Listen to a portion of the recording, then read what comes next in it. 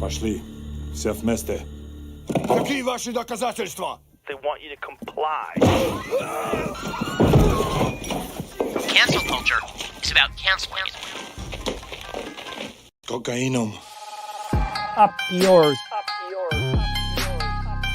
Woke moralist. This is systematic bullying that's happening. Up yours. And they believe that they can then Woke shut us moralist. up. Not only can you take a load, you can take the ultimate load, and even better than that you find your true calling and destiny in your willingness to take the ultimate load. They seem animalistic is what I mean. No, they're worse than animals. Up yours. The woke mob, they ruin everything. They stopped Woke Ben moralist. Shapiro from going to events and speaking. They stopped Ann Coulter from doing it. I will never surrender even a single inch of ground to a pitchfork mob. You never cave to the mob. We will never bow to the mob. Ever. No matter what. Have it your way, buddy. You sons of bitches. I did everything right and they indicted me. Do you see the final expression of cancel culture in terrorist groups like.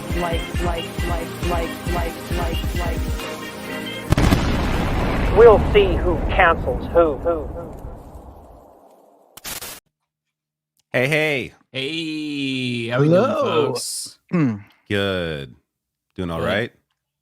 Doing okay. Making it through the week. There's so much going on, but I hope you're all surviving. I am surviving. Mm-hmm. It's all downhill from here until Election Day.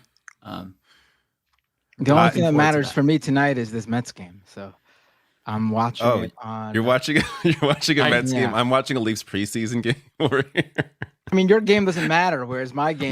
Doesn't matter at all, but I'm still watching. Do or it. die right now. Oh my god. Well, I'm not I know watching you're a Mets anything. fan. This has never come up before. Oh, I'm not a baseball fan. I'm just a Mets fan. I only care about the Mets. I'm not a. Wait, how are you not you don't like baseball, but you like the Mets? How does Baseball's that work? all right. I'm not the biggest baseball fan, but the Mets are my team. I mean, the Mets Okay, are my yeah. neighbors. The Mets. That's kind of like me are with right over basketball. here. Like, yeah, I'm not really a basketball fan, but if the Raptors are in the playoffs, I'll watch the Raptors. I could look out my window and wave to the Mets if they were at Citi Field. That's really Wow. cool, actually. The fact that you're I'm not close that is close, actually. but I'm not that close. Well, I mean, like I'm it's pretty you're close They get to a it, home though, run, so I might that's go really right through the cool. window and hit you. Yeah. Yeah, I could walk there in like 15, 20 minutes. that's Walking. that's Nice. really cool. That's awesome. Driving, I could be there in 5 minutes. Yeah. Well, That's really cool. We will try to keep our attention on the things that we discussed today. I actually, unlike usual, I actually have a lot of things that we could be going through today. So in case I don't think we'll run out of topics today. There's just a little teaser for people to stay the whole 2 hours, however long the show is. Trump saying some really dark shit. JD Vance running away from a question. This Russell Brand, or this person pretended to be Russell Brand. It does a really good impression. I Mike saw showed it that. earlier. We should start off with that. 'Cause it's Yeah, really we can good. start with that. So good. It's And really then good. Ta-Nehisi Yeah. Coates, Liz Cheney, some other shit. All right. Yeah, let's start with this fun thing. How do I do this? Here we go. Every day I relearn how to add videos. Already I'm laughing just looking at this. It's so good. Who's this guy again? What's his name? Great question. Munya Chihuahua. So he's a comedian. All right. Cool. Yeah, he has other skits too, and he seems consistently funny. I've only checked out a couple of things after seeing this, but he's definitely talented. Yeah, the mannerisms here kill me. People don't like Donald Trump because he's an ethereal gladiator of justice, protecting the fickle fabric of the universe. Russell, the allegations have just come out. Ugh. I'm Christian. I've been redeemed. I'm forgiven. That's good timing, isn't it? Poor Mary was a bit of a sore, wasn't she? Russell, the allegations. Oh, yeah, hallelujah. What do you think about these new Instagram handles? I've got BAB, Born Again Brandy, GWR, Got It What It Russell. What about the essay? Shining Apostle. Love it. Praise him. Russell, Yeah? we need to talk about the allegations. I can't, sorry, it's getting to the clappy wappy bit of Shine Jesus Shine. But Russell, Yeah, sorry, The I've got allegation. one more. start with that. What do you think of this baptism pic? I think people should have a choice whether they see you in your underwear. Should they? I better get off to confession then. Russell, Yeah? the allegations. I can't, I'm afraid. I'm reading Deuteronomy 30:16. Totally appropriate gap, by the way. Russell. Holding it with this. Sorry, I'm just converting someone. Totally appropriate gap. I missed that the first time I saw this. Pray? Yeah, that sounds great. A furious, flamboyant, feminine wizard. Russell, this is wrong. You can't just conveniently convert to a religion to shield yourself against things you've done wrong. Sorry, God's on the line. What's that? Signal's not very good. All right, God, stay on the prayer. I'm just going to step outside. Russell. Go very far away. Russell. I don't even know. I don't even know what's better. Like it's funny, but I think like it's actually the real spot on impression, like the movements he's doing, the body gyrations. It's like that's what it is for me. It's the body. man. Yeah, just like it's so he's so ridiculous. What a ridiculous person. And it's so like spot whatever. on. I appreciated him before. It's like, you know, I don't mind weird. Weird is good, right? But when you're a weird piece of shit, then the weird no longer is a quality feature. It's more just like, oh, this person's just a fucking jackass. Yeah, there's a difference between quirky weird and being kind of like one of these kindred spirits and creepy weird. And now, knowing what we know now, we know which one is Russell Brand. But I've got to say, like, this whole spiritual religious grift, this is the go-to for all of these grifters once they're found out. The same happened for Diddy, right? He was calling himself Love and talking about God and whatnot, and then everything dropped. But like, here's what's funny to me. As somebody who was brainwashed at a very young age into Christianity, you were not supposed to be doing shit like this. You were supposed to pray in private. You're not supposed to make a show of it. You're not supposed to make it this big spectacle, and he's doing that, which makes it so much more transparent. And I feel like at least some Christians have to be offended by it because he's very clearly exploiting their faith to shield himself from credible accusations of rape and sexual assault. But most of them are probably just like, well, you know, he's learning, and where he's fucking up, God will forgive him. It's very gross, and it should feel gross. But this is going to be the go-to now. Anybody going forward who has been caught doing something terrible or illegal or immoral, they're just going to say, yeah, I'm religious, or they're going to go right wing. And that's how you kind of shield yourself, because the right has no standards. So they'll accept you exactly as you are. You could be a fucking pedophile. You could be a demon. It doesn't matter. As long as you say what they want to hear, everything is fine. I mean, it's the easiest way to get away with something and still have a career, if not make more money. You just switch over to being a right winger or a religious zealot, and make more money, Matt. Emphasis on the zealotry, obviously, because you know no one ever actually. I mean, people do actually convert to religion, but and redeem themselves, but that's usually like over a long period of time where they actually did the searching, the soul searching, I guess it's called, and the, you know, all the work to actually better themselves. No one's ever no one ever legitimately goes like, gets accused of something wrong and goes, oh, like in the video we just saw, oh my God, I just found God. Right. There's always like a catalyst when you convert, when you're really old, right? Because a lot of people who are religious are just like raised with it. But like people that used to go to my church that would like enter for the first time, it was like somebody who got over drug addiction and nearly died of an overdose. And they're like, wow, I found Jesus. I decided to turn my life around. Or people who have been like, they've lost children and they turn to religion. You're not like some 40-plus-year-old grifter who's just like randomly, oh, you know what? I love Jesus out of the blue. Like that's not organic. I mean, sure, it's possible that you can convert, but the timing is very conspicuous in my opinion. And I feel like anybody who believes that he's genuinely Christian, I've got a bridge to sell you, because this man does not give two shits about religiosity. And this whole show of him baptizing people now in the river, it's so fucking inauthentic. In his underwear. Is it even in his underwear, no less. In his tidy whities. Yeah, that's probably the only reason why he wants to do it. Oh wait, I could be half naked. All right, let's do it. Like, I don't think it's necessary for him to even do it. He was already on a right wing path. It seems like above and beyond to do this born again thing. Yeah, and he's supporting Trump openly, and Trump is extremely hostile towards immigrants. And just like if you have a digital Bible, Christians, search for the word sojourner, and you're going to see how much is in there about how you're not supposed to hate immigrants. So he's full of shit, as are many Christians who are also simultaneously Republican. But specifically with regard to Russell Brand, this is 1,000% an act. He's not a bad actor. That's how we know.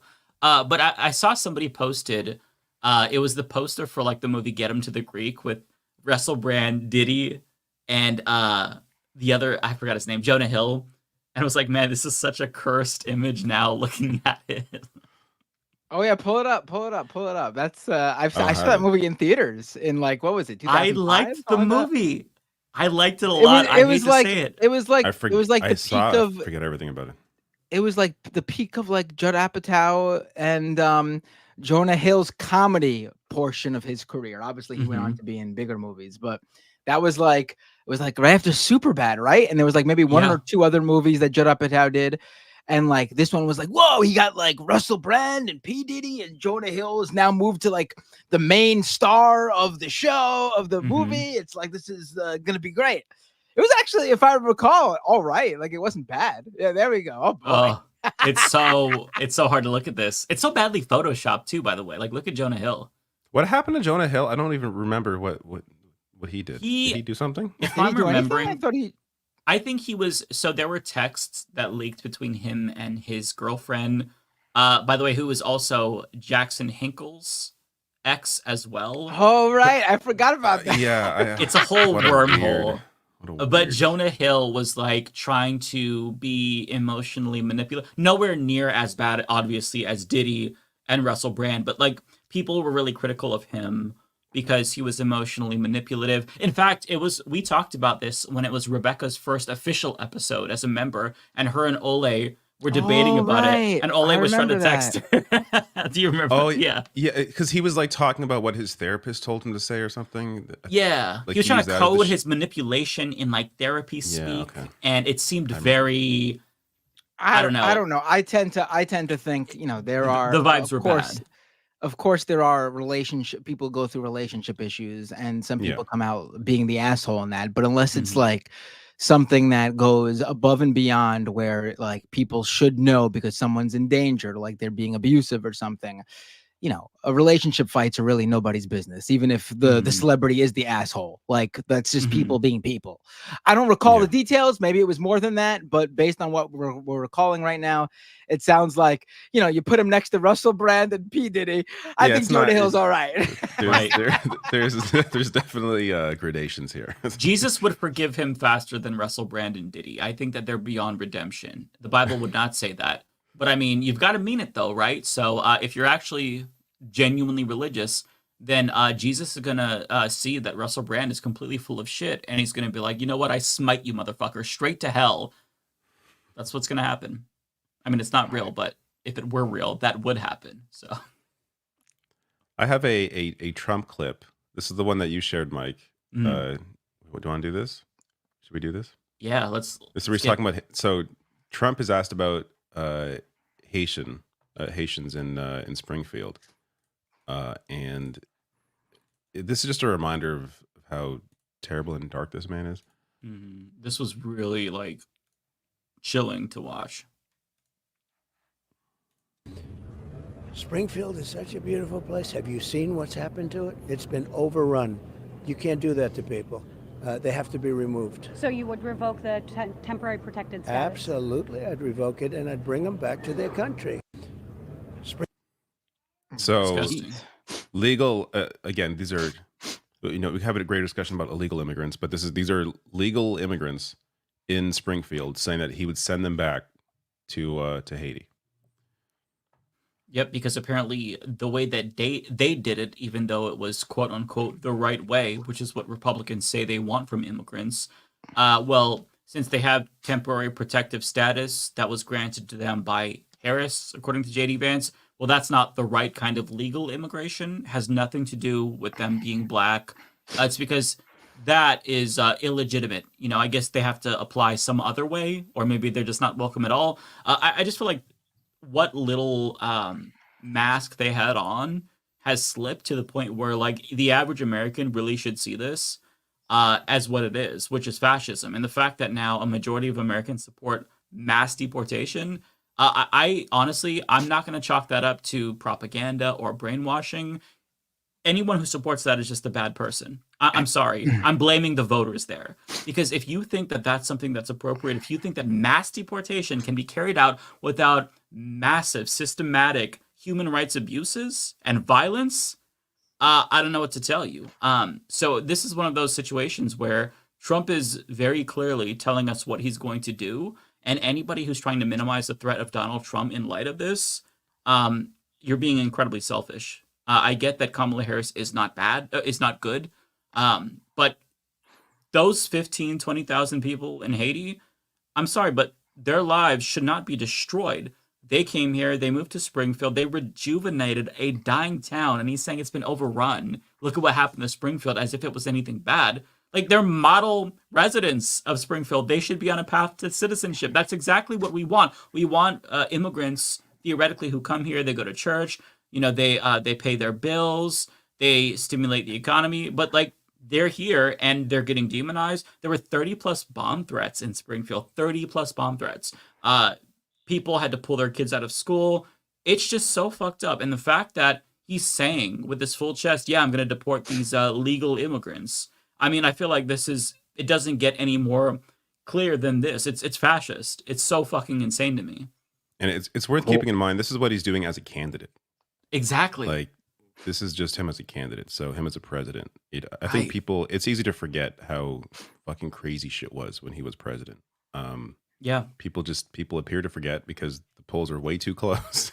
Even though, yes, again, look, we could talk for hours about the issues with Kamala Harris and her campaign. And we will tonight with some of the Liz Cheney shit.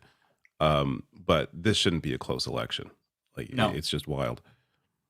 Yeah. And part of the problem that people don't realize is that with regard to like Democrats being shitty is that whenever the Democrat loses an election, Democrats don't take a lesson away from that as, oh, you know, we should have listened to the left. They shift further to the right. It's the ratchet effect, right?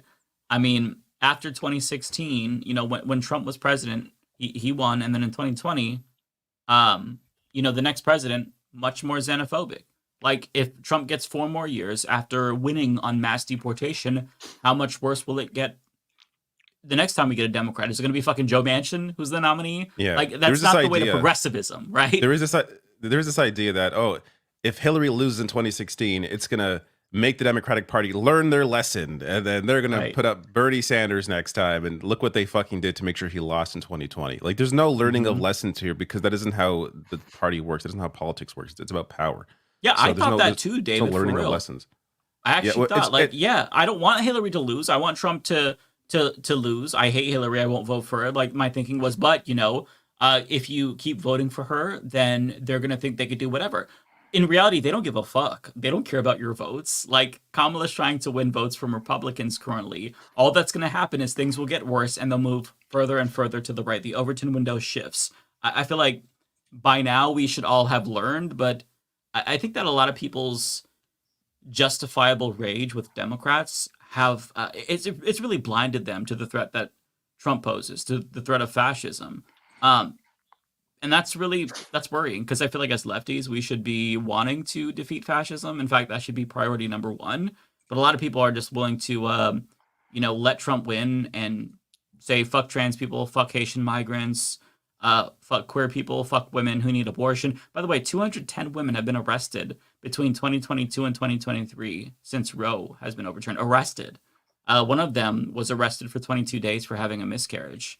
And the reason why she was arrested is because she did not perform CPR on the fetus that fell into the toilet when she randomly gave birth early in the middle of the night.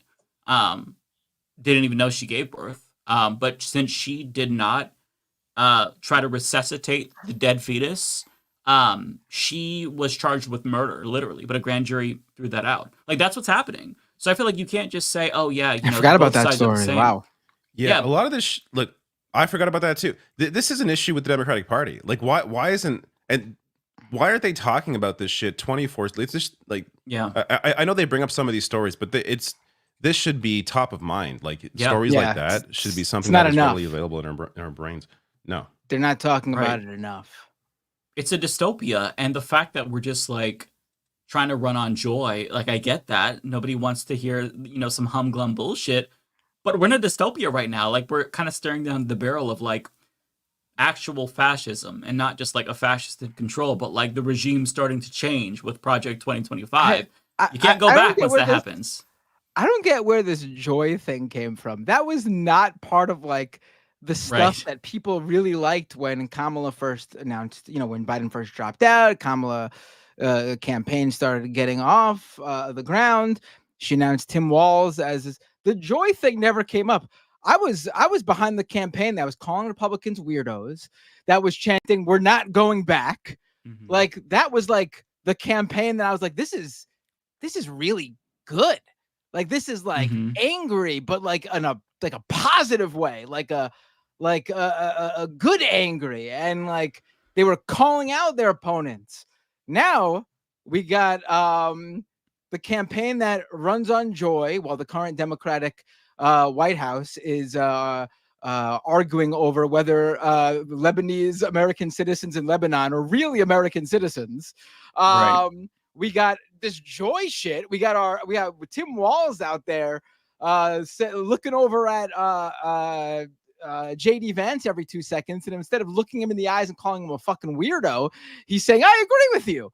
I mean, what happened to the fire that this campaign had in the very beginning? You want to know why?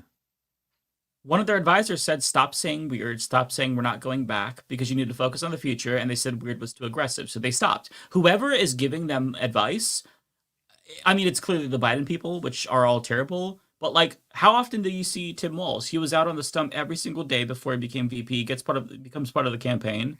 He's missing in action, and they were gaining support. What is amazing to me? It's one thing to take bad advice when your campaign takes a wrong turn and you're losing support. They were gaining support steadily, and then they make a strategic turn. Why? It's so risk averse that it's hurting them. Yeah, the campaign really had. I mean, should we get to Liz Cheney? The campaign really has just like the fact that you wouldn't bring on a Palestinian representative in a state who supports you, and her speech was very, I don't want to say like, kind. Well, it was kind. It was a kind speech. It was a speech in support of Kamala Harris, and as a Palestinian American, and the fact that you wouldn't allow her to speak, yet you're campaigning with fucking Liz Cheney. Not even just before I even get to Liz Cheney. This is a quote. I'm sure there's a clip of this, but I have to find it. This is a quote from Harris at this campaign event.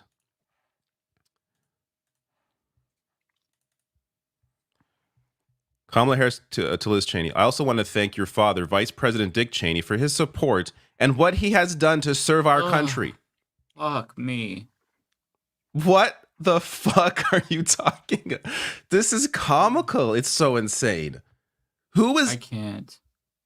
No one likes Dick Cheney. Republicans don't like. Who is this for? What is this? Who was the audience here? Joe Bolton. Scarborough? Like, literally, who John was the Bolton. fucking audience? John Bolton was asked about this. He said that he was going to write in Dick Cheney, and an anchor asked him, "Well, are you still going to write in Dick Cheney because Dick Cheney endorsed Kamala?" And I don't know what his response was. I just saw the headline, but it's literally for the only Dick Cheney supporter in the country, John Bolton, who's also a fellow war criminal. Who's saying he's not supporting Harris, which they should campaign on. The fact that Bolton's not supporting you is a positive for your campaign. Here you are. Here's this fucking dipshit.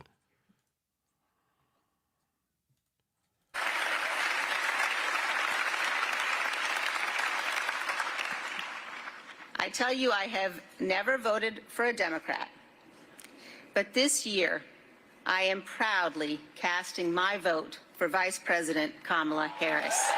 She voted for Trump twice. Twice. She voted for Trump in 2020. When we knew he was going to try to do this shit. While claiming that, like, she made a bunch of claims about Kamala Harris. I forget some of them now. I should bring them up. But I did a video about this at the time when Cheney first came out. She made some, again, wild claims about Kamala Harris, like just complete batshit insane stuff. Like I think she called her a communist, like just crazy shit that they were saying about Biden and Harris in 2020. She was saying all that same shit, and now like who is this polling? She lost her own state after coming out against Trump. Who is the constituency here that doesn't already support Kamala Harris? Is this really polling people in that didn't already support Harris? If any, it makes no sense. And if it is, in my mind, it's pushing more people away. Like this is how you suppress the vote. Mm-hmm. Is if people see you cozying up with Republicans. Again, this is what Hillary did in 2016 as she lost the election. Yeah. Hillary completely ignored the left, pushed Bernie Sanders aside, completely hated Bernie Sanders, and campaigned strictly for Republican voters, and lost the fucking election. Because why would actual Republicans vote for a Democrat when they have a real Republican in front of them?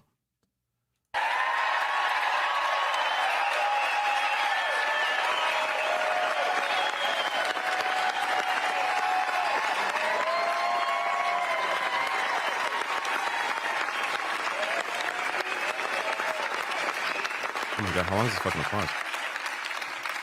Liberals, I swear to God. Oh my God. Liberals. So embarrassing. Oh my fucking God. And again, these are people that would have voted for Kamala Harris already. This is not like, oh, now they're on board because Liz Cheney's here. No, they're happy that she's now part of the club, as they already are. The point of this campaign should be to try to reach out to people who don't normally feel it necessary to vote at all. Like, yeah. Democrats win when turnout is high. You are not going to get high turnout by appealing to people who already support you. This is it's an insane campaign. I still think they're the favorite to win because Trump is so fucking insane. Mm-hmm. But this is not helping turnout. Yeah, as Sam Cedar put it, I was listening to a Majority Report, I think Thursday episode or Wednesday episode, and Sam said it's not a persuasion election, it's a mobilization election. You're not going to win by persuading people to vote for you. You have to get your base excited. And the fact that young people aren't as excited, that's a failure. The fact that individuals like Ruel Roman, who is the Georgia state lawmaker, who's saying it's hard to mobilize people when young people care about the genocide, when Arab Americans care about the genocide. The choices that they're making are beyond reason to me. And what really pisses me off is that Kamala Harris can hold this joint rally with Liz Cheney, but do you want to know what rally they're not holding or what meeting she's not having? She's not having a meeting with the founders of the Uncommitted Movement. Before that rally where she met with them, they said, yeah, we were really encouraged because she sounded open to a meeting with us. Mm-hmm. She never had that meeting with them. It's not like, she has to even make a policy commitment. All she has to do is meet with them and listen. It could be a fucking Zoom call. She snubbed them. And the only other time she offered them a meeting was when they were saying, we want a speaking spot at the DNC. We want Ruel Roman to speak. And the campaign responded pretty quickly and they said, we can't do that. But what about a meeting instead? Like, that was the only time when you already signaled that you would have given the meeting. And the meeting wasn't even with Kamala Harris. The meeting they offered was with like campaign staffers, where she wouldn't be in the room. Which is insulting. That's what Biden has been doing with Palestinian leaders and Arab leaders in Michigan. And it's insulting. It's a slap in the fucking face. So I don't know what they're doing. I don't know why Tim Walz all of a sudden seemed so rehearsed and overcoached at the debate. But the fact that J.D. Vance now is nearly likable, he's at -3 when he was at -22. That's a failure on Tim Walz. Yeah, no, that is a failure. So in retrospect, I think that actually J.D. Vance won the debate. My initial reaction was that I thought that Tim Walz won just because of policy, but Vance clearly put on a better show, and people no longer think he's weird. This was his coming out moment. He's doing great now. So good job, Democrats. Walz got higher favorables off the debate by just a few points. But the fact that J.D. Vance was able to sort of wash the campaign and make Trump seem normal, but just because he was there, because he's the VP choice, is a loss. Is a net loss for absolutely for the Harris campaign. I want to since you brought up Palestinians, it's worth mentioning this. This is new polling out from the Arab American Institute showing that Donald Trump has a 1% advantage with Arab American voters now over Kamala Harris, and this is apparently the first time they've seen this. Such a failure on. There's actually a lot. Democratic Party. They go in depth here. There's a lot of data here, but here, enthusiasm is a lot lower than normal. Arab American voter turnout has consistently been in the 80% range. This year, only 63% say they are enthusiastic about voting in the election. Only 67% of Democrats are enthusiastic about voting compared to 80% of Republicans. And 55% of Arab American voters, 18 to 29-year-olds, are unenthusiastic about voting. So this poll was taken before Israel's attack on Lebanon. So the impact in Michigan especially apparently has a big Lebanese population as well. Like this could potentially lose that state because of Biden's policies here. Yeah, I know that Alyssa Slotkin, who is the Democratic Senate candidate in Michigan, who's shitty, by the way, she said that the internal polling that they're getting is actually pretty bad. We don't have the numbers, so I'm just going off of what she said. It's not that surprising. It's really worrying. The fact that Kamala Harris is gaining nationally or has gained nationally, but is still pretty close in the swing states, it's really worrying. I'm not saying that like she's going to lose per se. I have no idea what's going to happen. Thankfully, North Carolina is actually in play, so Kamala Harris can afford to lose, one of the Rust Belt states or Georgia if she picks up North Carolina, but it's still so much closer than it needs to be when you have Donald Trump basically coming in saying, I'm going to deport legal immigrants and I'm going to try to steal the election again. Like, it should not even be a factor. Like, he shouldn't even be considered. If you look at polls from, like, Japan, they just ask him, who do you prefer, Harris or Trump? It's like 76% Harris. Same with Canada, I think. We have the same. Similar. Right. Even though right now the conservatives here are fucking leading, and there's not much of a difference, really, between Pierre Poilievre and Donald Trump. But people, it's just like, it's almost like the outsider perspective is more clear-headed as opposed to people that are living within the country. Where, I don't know. Yeah. I guess you're bombarded with propaganda all the time. It changes opinions. But that's true. That's a great point. It's weird to me how there can be a conservative here who's like, oh yeah, I fucking hate Trump. Oh, but I love Pierre Poilievre. Like, who are you? Do you understand anything? How are you fooled? I just don't get people. I did a video that people are a little bit mad about in the comments, where I kind of just shit on undecided voters and I called them names and was really mean. But I'm sorry. These people are going to decide our election and they don't know their assholes from their elbows. Like, one girl was like, and I shit on her the most probably. She was like, well, like, my number one issue is truthfulness. And I actually trust both Vance and Walz more now. But I didn't like that Vance wouldn't say the election was stolen, and also him not admitting that climate change is driven by greenhouse gas emissions. I didn't like that, but I do trust them both more. It's like, oh, you trust them both more now. Smart, real smart. Like, what are we doing? Like, I saw that clip too. I also went off on that clip in my VP video because it's just how are you confused? Like, clearly this person cares about climate change. Then why is there even why are you an undecided voter on a fucking panel on CNN if you care about the climate crisis? Like, you could argue Democrats aren't doing enough, of course, but to be between the two, which is what she appears to be. She appears to be between Trump and Harris. How could you possibly? Where have you been? You do understand Republicans don't believe in climate change, right? They don't fucking want to do anything. How do you not know this if you care about this issue? It's just like, I don't know. Who is the voter that understands climate change but doesn't understand that Republicans don't want to do anything about that? Like, if you are knowledgeable enough to understand the issue of climate change, just base level, she mentioned carbon. If you understand carbon is impacting on the climate, how do you not understand there are two parties and one is going in the complete opposite direction? It's just wild. Who are you? How do you exist? Where do you live? Do you watch TV, internet? Like what's going? How? The median voter. It reminds me of there's like this fake headline that I saw. It wasn't from The Onion, just somebody is shit posting, and it's scientists taught apes the minds of the median American voter, and they killed themselves. Like that. Like that's what's going on here. So I don't know if you watched the extended clip, but there were other participants there that were so bad. So there was one guy. He's there with his wife. She's pregnant. He's like, listen, my number one issue is family. I want to be able to spend more time with my family. I want to make sure that we have money, but he's still undecided. It's like, okay, Tim Walz proposed the child tax credit, paid family leave. I don't understand how you could the say Harris that, campaign.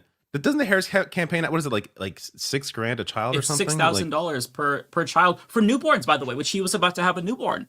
So that's great. And after 6 years old, it's $3,000, I believe. And he also mentions that in the debate. Yet this guy was still undecided after the debate. Still undecided after the debate. I'm sorry, your brains are fucking fried. There's no. Yeah, or you're just like no you just want to get on explanation. TV. You just want to get on TV, and you know who you're voting for. And you're just pretending. Because like, the what's worst wrong with your was brain? this elderly woman. She was like, I like them both because this was a real debate. It made me feel warm and fuzzy. They both complimented each other. They didn't attack each other. And I'm like, just thinking to myself, like, who gives a shit? Like, honestly, Tim Walz can like spread his cheeks and take a shit on the stage. But if he's like, I support Medicare for all, I'm like, oh, that's it. That's it. Like, who gives a fuck about the way that they act or their demeanors, so long as their policies that I understand more because a lot of people are like that. They prioritize vibes. Yeah, they prioritize like demeanor and like kindness, even if you're fucking destroying their lives through policy. Oh, as long as they were kind about it, then it's okay. Like some people are really like that, and I don't know. It's a generation that was raised on manners, and that's like what they prioritize number one. That's all that matters. Or like the what matters the most, and everything else is second. It's a very weird way to look at politics. It's the kind of people that comment on my videos about Israel where they're like, I understand that you're really frustrated about the genocide, but could you not swear? I can't share this video now. It's like, sure, doing great here. I'm not gonna lose my fucking mind. No, it's weird. I mean, I to be fair though, I do try to avoid swearing now because some people are like that, and I know even though it doesn't make sense to me, I can't fight with reality. Like I want people to learn things, and if I want them to learn something, then I'm gonna have to hold back on the swearing so that they're willing to watch the video and share it. Like I need to try. It's so fucking difficult. It's like word vomit. I can't not. But it's just it shouldn't be this way because it's just the sound that we're making with our mouth, and fuck is no different than apple. It doesn't make any like it. This drives me nuts. When I was a teenager, I remember I was really, really sick. Like my family had the flu, and I was puking, and my mom heard from the bathroom me puking and saying "fuck," and then she knocked on the door and said, "Can you stop swearing?" And I'm like, "Are you joking? I'm dying right now, and that's your concern? And you're knocking on the door to say that, Mom? I love you, Mom, if you're watching, but I mean, come on, that's not there's reasonable." Something with it's again. I appreciate the older audience here, even though every time every week when I do a stream, I check on YouTube, it shows you like how many people subbed or unsubbed. These live streams lose me subs every week. Every fucking week. Seriously? I lose. Yeah, every other video I get subs. Live streams, I lose subs every week. Why is that it's our fault, David. At least 10. At least it's not like a lot. It's like 10 people, but I lose people, and I think it's because people. I don't know. I'm different here, right? This is not a typical video. This we just is let like, our hair down. We swear, we act like normal people. Right. I talk with other people. Maybe they don't like, Matt Binder. They're like, fuck Matt Binder. I'm unsubscribing. You know what wouldn't surprise me? I'm an acquired taste. But whatever the reason, I just think some people are weird about that. I'm saying fuck the Mets right now. What the hell is going on? That's why you're in a mood. This is horrible. They took Who are they their playing? picture out. They took the Brewers. Whoever wins this game moves on, and the loser is eliminated from a wild card. Damn. Mets are down two runs. It was 0-0 the entire time. Mets take their pitcher out, who's been pitching great. The pitcher replaces him. The first two pitches he throws, 2 fucking home runs in a row. Are you kidding me? How do you do that shit? Okay, so I don't follow baseball too closely, but this apparently happened to the Jays last year, where they were also in the first round, or what is it called? The Wild card. Yeah, wild card. And they had a pitcher in who was doing well. They pulled them for like no reason. Apparently because like the stats told them to. Like this is like, oh, typically when this, they looked so close at the stats that they ignore reality. So they pulled this pitcher who was doing well and they put some other guy in and they fucking lost the game. so barely is a thing that teams do. Just look at how they're pitching. If the guy is up 0 runs and he's not getting people on base, which this pitcher wasn't, why are you pulling him out? Because statistically, his arm's getting tired. His arm's getting tired. So statistically, he's going to give up some runs. So we'll put this other guy in who will give up the runs. The one thing I know from every single sport, that if someone has the momentum, you let it go. You let them just keep going. I mean, in soccer, if there's a momentum, you're taught to at least I teach my kids, get that ball out, just kick it out. If the other team is coming 3-4 people up and passing it back and forth and passing you guys by, they have the momentum. Just get that ball out. Just end the play, so they have to recalibrate. Same thing goes for baseball. You would think if the pitcher's throwing inning after inning, no one's hitting anything. Keep him in. Keep him in. I don't know. They must have some data that tells them statistically the pitcher's arm's going to get tired and he's going to make mistakes. So we'll replace him. I think that's what happened to Jays last year. Anyways, unbelievable. Baseball. Speaking talk. of baseball, have you all watched Eastbound and Down? I've heard good things, but I have not. It's very funny. Yeah. I'm surprised that's a baseball show. And I like it a lot. I've watched it. And you don't like sports? Interesting. I don't like sports. No, it's great though. It's great. Yeah. Well, there's too many. I'd say I'll watch it, but I'm not going to. There's too many shows. Yeah. I started watching what's it called? It's on Apple TV. Like Apple TV has like a lot of good shows that never get any marketing. Oh. Slow Horses. It's like a British show. It's like a British spy show. It's good. I'm like, oh, okay. Yeah, I never hear anyone talking about Apple TV. Yeah, TV same. shows. Except for the it has Gary Oldman. Severance. Gary Oldman's really good. But they'll win award after award. Like their shows win tons of awards, but the first time you hear about the show is at the award show when they're winning the award. Yeah, there's just so many shows now. Mike, you mentioned Severance. Severance is like that's a really good show. That's great. Only one season so far, but it's coming back early next year. I'm super looking forward to that. They have these massive gaps that I hate. Shows used to not have like 2, 3, 4 year gaps, and it's just like the show's been gone for 3 years. Like Game of Thrones too, I had that a few times where just like. And then you forget by the time the show comes on. Yeah, but thankfully they have like YouTubers, like I think his name is Netflix and Recap or Chill and Recap or something. Well, he'll just recap all the shows, and it's actually really, really thorough but quick. Because I mean, who remembers all that with all the shit we're watching? I started watching the show called 3 Body Problem on Netflix. It's actually based on a novel, and I tried to read the book. I couldn't get into it, but the show is really good, actually. That sounds very familiar. It looked boring and slow, so I was very skeptical, but I'm really enjoying it. I'm on like episode 5. Is it like a thriller? It is sci-fi. Okay. It's interesting. It's kind of like a First Contact type show. Do any of you guys like horror movies? Since it's I love horror. All I watch. Oh, see, I hate horror. Today I was listening to a podcast and somebody talked about the ending of a movie at the ending of a horror movie, and this shows you how much I don't like horror. It bothered me. Like just hearing about what happened was so disturbing to me that I thought about it for the next 3 hours. So this was, God damn, Fire in the Sky. Is that what it is? Let me look it up. Fire in the Sky. I don't think I've heard of that one. Familiar. No, that's not. It's with the girl from The Americans actor. I'm gonna find it. So, I'll spoil the ending here because who the fuck cares? This is a movie from like 2013. Oh wait, don't spoil it. We're all gonna go watch 2013. Oh no, don't spoil it. So it is. This is why it disturbed me. So it's a movie about an alien abduction. I thought someone named it. I think they did say Fire in the Sky, so I think you got it. If that person is right. No, that's a 93 film. Oh, 93. No, this is a newer one. Okay. So that one is not. Anyway, so it's about it's around a family, and again, this is me hearing about the movie. I haven't seen it. This is disturbing. So it's about an alien abduction, and apparently the movie ends with this woman's son getting abducted. Like it ends like he's abducted by the aliens, and and apparently there's this thing in like so she goes to this is like I guess after he's abducted, like I don't know, a month or whatever after, and she goes to his bedroom, like remembering him, like, oh, I hope you're okay. And there's this thing in the room that apparently is able to weirdly communicate with the aliens, but she touches it and she hears him screaming, and that's how the movie ends.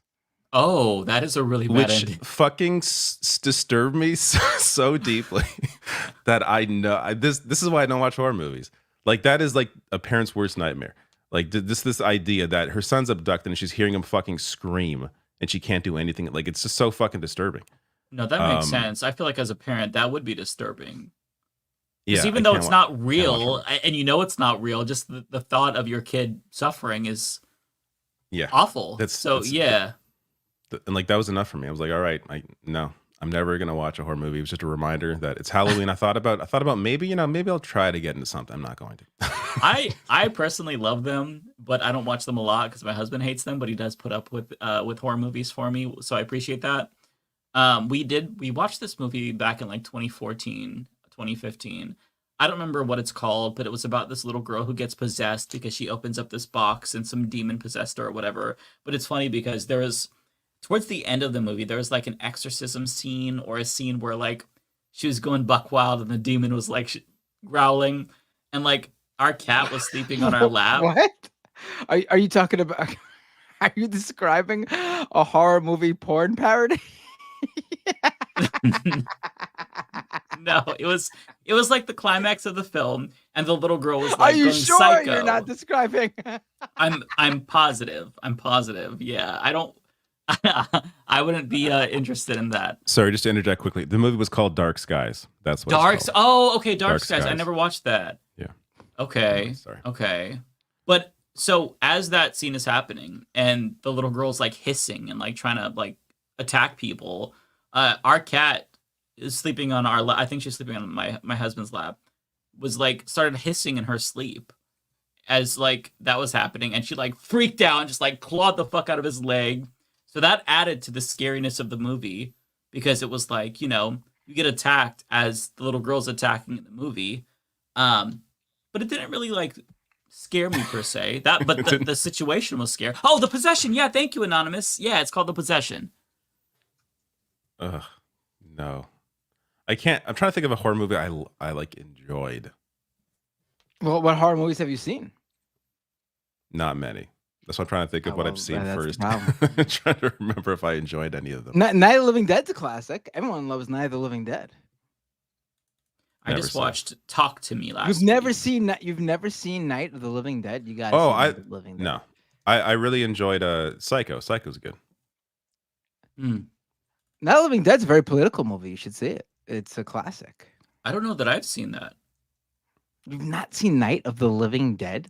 I don't think I have. George Romero's zombie classic, that created the modern zombie movie, the modern zombie genre, I should say. What? Yeah, I don't think I have. If it's old, it probably isn't scary. Maybe I will see it. It's good. During the pandemic. There's a few like I watched some older movies like that. I just never. I'm not a big movie guy, but I'm like, I'm gonna watch some movies I've never seen before that are like talked about a lot. Watch Night of the Living Dead. It'll Birds change was good too. Night of the Living Dead. All right. Please. I know. I just never bothered. So since we're on this topic, I just want to bring it up real quick. It's a super chat from Koya. Where does Hereditary and Midsommar rank for you? Okay, those, and thank you, Koya. Those are disturbing fucking movies. Hereditary is a movie that, even though it's not necessarily like scary, there's just so much dread that they instill in you. And the subject matter, as a parent, David, don't ever watch this movie. Ever. Okay, good. But my friend told me that movie's really, like, he's really into horror movies. I'm not. He's like, that movie's really, really good. I'm like, I'm not going to watch it. It's good, but it's just so disturbing. And the ending did not sit well with me. Midsommar is just so, like, I don't even know how to describe that movie. It's basically about a cult. It's similar to another movie, but I did not see the other one that it was apparently like derivative of. But it was disturbing. I don't remember that one as much because I watched it a long time ago. I felt like I saw Hereditary more recently, but Midsommar was very freaky. It was just more like unsettling. And that's the best kind. I don't like the jump scares. I think that's cheap. But if a movie can make you feel, yeah, me too. I don't like that. I am kind of easy to get into a jump scare. But like the ones that are the best are the ones that like make you feel dread or like just uneasy. Those are the ones that really are I think the best ones, even though they're kind of hard to get through sometimes. The Shining, if that counts as horror, I like The Shining. Of course, The Shining counts as horror. Absolutely. But sure, it's more. I don't know, I guess it's horror. Yeah, it's not really a thriller, but it's not. I just don't. It didn't scare me, so it's hard for me to consider it horror. You didn't get scared from the scene where the woman's taking a shower and she comes from behind the curtain. Yeah, that scene doesn't scare you. Maybe it's because I knew a lot of the big moments before I watched the movie, so like none of it was really like, where Danny turns the corner in the hallway and the twins are standing there. None of that was. It's not scary. I don't know. Maybe because it's like in 1980. I'm like, oh, look at that. Yeah, I think the older movies, it's so like heavily referenced that none of it hits the way that it probably did at the time. Because like a lot of culture references The Shining, so it's hard to I don't know, see it as like a pure item, like separate from all of that. Somebody mentioned The Mist. That's probably my favorite is The Shining. Oh, The Mist is a good Psycho's one. really good. Burge is really good. The Mist is really good. Yeah, it's really good. The ending is perhaps one of the craziest endings to a horror movie I've ever seen. And I've seen a lot of horror movies, indie horror movies, big productions. Definitely one of the crazier endings. Yes. Yeah, I'm curious, David. Do you play like horror games, like or semi-horror, like Last of Us? I think we may have talked about this one. I always try to get into them. The only one that I can think of that I actually played all the way through and really enjoyed is Dead Space, or Dead Space remake. Oh, that one is freaky. And the only way I was able to do it is I would have like a podcast going on at the side and the volume would be turned down on Dead Space, like not like all the way, but like enough where I could hear the podcast mostly. So with the sound like largely removed or like I'm distracted by the podcast, it wasn't as jump scary as it first appeared. Because I first started playing it, like I tried just playing it straight up. I'm like, I can't play this game. I can't. This is like the jump scares are too much. And then I put it on a podcast. I'm like, oh, this game is, because the actual gameplay loop of the game is super fun. Like the game is just fun to play. So if I could get past, being afraid to walk down the hallway, then I'll enjoy this. And the podcast helped me. Unfortunately, with a movie, you can't really do that because it's just, you kind of ruin the entire experience. That's right. You can't listen to a podcast while watching a movie. If you could stay like semi-engaged and play the game while listening to a podcast, and you're not as scared. So I might try that. Like Resident Evil 4, the remake. I did not enjoy the demo because again, scary. I don't like being chased by things. Who wants to be chased? Who enjoys it's so this? Fun though. There's enough anxiety in real life. I don't like to be chased in a game. But if I could put on a podcast and the game's on sale for like $20, then maybe I will check out. I'll finally play Resident Evil 4. I remember playing it when it first came out on GameCube, and I stopped at the sea monster. It was like a boss fight where I think that's really early in the game, but there's a boss fight where you're in a boat and there's a fucking like sea monster. I'm like, that's it. I'm good. Yep, that is pretty creepy. And then of course for the next like 5 years, every time I jumped in the lake or the ocean, thinking about the sea monster. You know what? I have a pretty high tolerance for scary stuff. But one thing that I actually could not tolerate was playing Resident Evil, I think it was 7 in VR. It was the haunted house. Oh my god! VR? Are you kidding me? No. I screeched like a fucking child when I don't remember what it was. It was like, so there is this guy that's chasing you around, and he like popped out of a corner or something. I don't remember, but I went like a girl, like a little girl, and like my dogs like started barking, like the cat fucking jumped. She was laying next to me. I couldn't tell. It was just too like you're so immersed in it that you just. That's too much. Yeah, and it sounds so fun too. Like I would love to be able to enjoy that. I want to be able to enjoy horror movies. I want to be able to enjoy a horror game in VR. That sounds like a lot of fun, but I can't do it. I just can't take it. Yeah, Yeah, it's way too much. I did try what was it, Paranormal Activity in VR also. Oh, I've seen that movie. Actually, that movie's good too. Even though that was a little freaky, that's not a bad movie. The game itself is pretty. I only played it for like 20 minutes and then I think I refunded it. What's the game like? It's kind of ominous. I didn't play it very long, but I was like, there's like little sounds and they try to do jump scares, but I like tried to open a door to see what's like behind it, but I like went real quick to grab the door and open it, and I ended up punching my husband in the back of the head. I had no idea like that I had wandered off. I just started, ow, fuck! And I'm like, what? And it scared the shit out of me, rightfully so. And I was like, oh my God, what the fuck was just so that scared me. And then I refunded it because I'm like, okay, I'm not going to be able to play this while not losing my shit. I can't get it. You should stream that. You should stream yourself playing a horror game in VR. That'd be so. It'd be so humiliating. I would embarrass myself so much because that's like the one thing that gets me, because it's like, it's easy to, I guess, detach yourself from it if you're watching it and there's a TV, you could realize it's not, my living room is around me. But if you're in it and you're immersed, you really easily start to lose yourself after like 10 minutes and you're just there. And it's indistinguishable from reality to an extent. Like, it's fake, but it's like, it's still, when stuff's up in your face, it's fucking horrifying.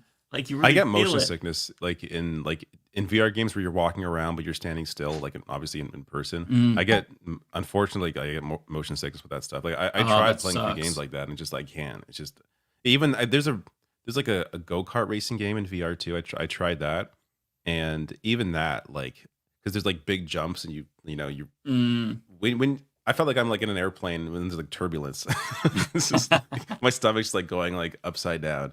I can understand that. That would be kind of unsettling. I feel like I'm really lucky. I don't have motion sickness, but I do. I did freak out when I was doing like a space demo. Like I just had like a space tours thing I was watching, and just like you kind of get transported to like different areas and you can look. And so like I was standing over Saturn and the moon, and I just like looked below and there's nothing, and I'm like, whoa, and I kind of like got a dizzy spell. Oh yeah. But I wasn't like sick. It was just kind of like head rush, like fucking wild.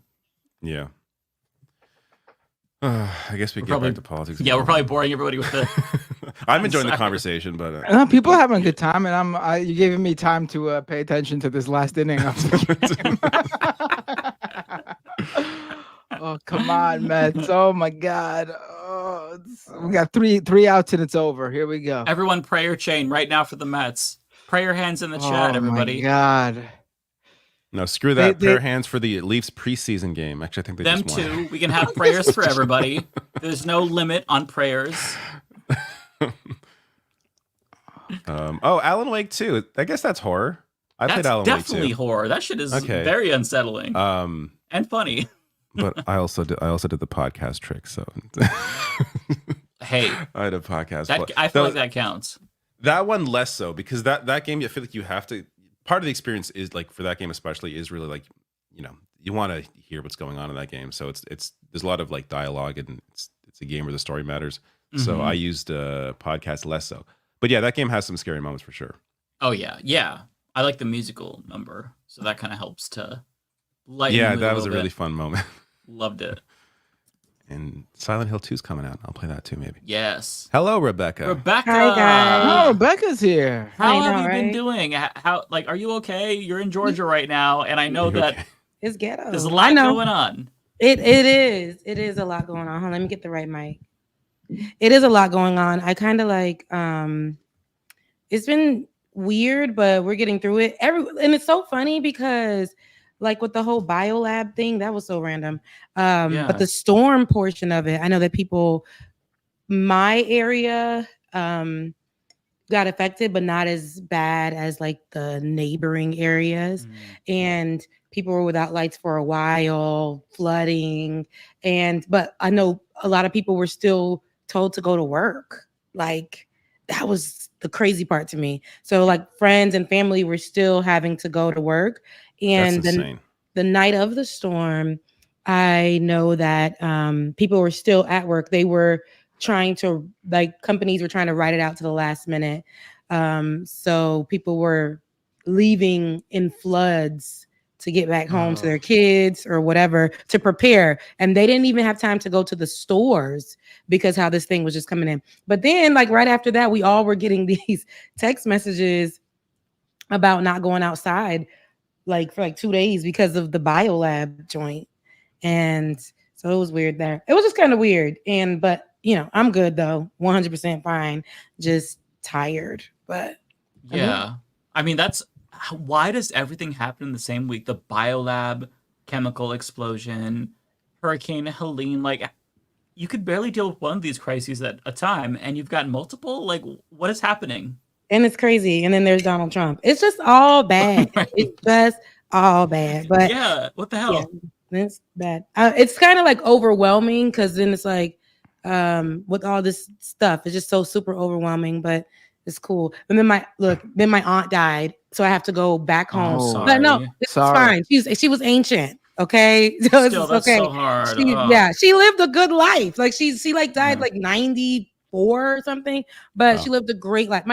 She's my great aunt. Yes, we were close, but it's not like a sad thing. I just left home, so I got to go back home. Found that out on the day of the hurricane, and I was like, dang. Jesus. Mm-hmm. So she been on ice, but you know, no, she lived her life. So I'm happy that we get to celebrate her. But all of this stuff it was a lot these last few days. Yeah. But I'm like, it's cool. Like nature, we can't do anything about that. But that biolab thing, I just feel like it should be covered more extensively. You know what's crazy? During the debate, I was seeing so many commercials of another explosion from another. I don't know if you guys had the same commercials, but during the debate, I was seeing commercials for a train like collision that they had the police had to let out fumes into the community, and those people are East like Palestine. It's here. It's in the U.S. But East Palestine is in, I don't remember which. I thought you said Palestine. I don't know. It's in the city. It's in the city here. Okay. Yeah. And okay. The police, it's not in Georgia, but somewhere. And they're like, this was years ago this happened. And the people are like sick. They have breathing issues. And in the interview, the woman that they did an investigative piece on it. And in the interview, the woman asked the people that are over the chemicals or whatever, they were saying, or the leaders of the city, and they were saying, why is there so many people who have cancer now, or they have breathing issues? And the leader was like, that's just the question I don't know. And they're like, people are sick because of this, like because of what you guys decided to do in this community. And it's not, and I was thinking about those people who live really close to that biolab and how what may happen to them. And people can't just move like that. They don't have the ability to just leave and go places. And this biolab has been reported many a time. They failed inspection, all kinds of stuff. And they had to be something like this to put people's lives at risk. And who knows what this is going to do in a few years or a decade, or how it's going to affect people. But I just think about those things. I'm like, dang. Oh, yeah. Well, because it's like you're just kind of doomed if that happens. I remember when East Palestine happened, they actually did a town hall on CNN with the people affected and the CEO of Norfolk Southern. It could be that. I don't even know the place. I think so, but it's kind of related to that, where not only did they forego precautions and whatnot, it was also a failure of the Trump administration. But on top of that, they burned chemicals as well after it happened. And so people not only got sick now, years later, but at the time they were saying, well, we can't move. Like one guy was interviewed, he's like, I just bought this house.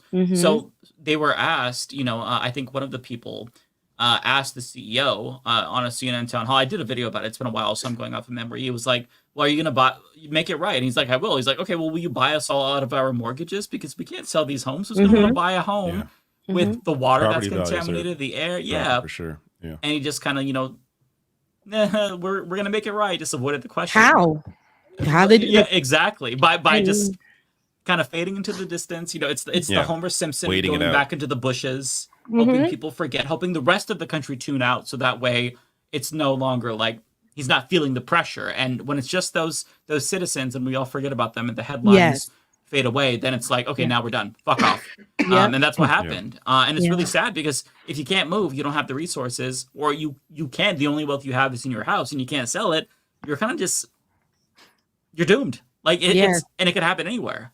It could happen anywhere. Who knew it was gonna happen here? Like literally, we're dealing with like the hurricane aftermath or the tropical storm aftermath, and then there's this explosion twice. It happened, I think, earlier in the night, and then it was a second the fire reignited hours later. So people were having to deal with that. They shut down the highways, and you know what that causes out here. And so I just think about that. I don't know what that's going to look like, but that the commercials for the incident and the investigative piece over that, it just kept playing during the debate, and I was like, dang, those people are really sick. Well, at least the people that they interviewed, they were all saying like, one lady has terrible bronchitis. She couldn't speak without her inhaler, and she was just fine years before. Nothing was wrong with her. She was healthy, and she couldn't speak without her inhaler. She couldn't complete the interview without her inhaler. And it was just the way the leaders were like, I mean, I can assure you nothing is wrong. And then when the woman asked, like, well, why everybody sick? Why was cancer gone up, you know, in this time period? Why are people having breathing issues? He was just like, that's a great question. Oh and my that was gosh. it was crazy. I'm sorry, just to interrupt. The Mets just pulled it off. They're ahead. Oh my god. Nice. The prayer chain worked. Pete Alonso, who's fucking sucked all season, just hit a 3-run homer.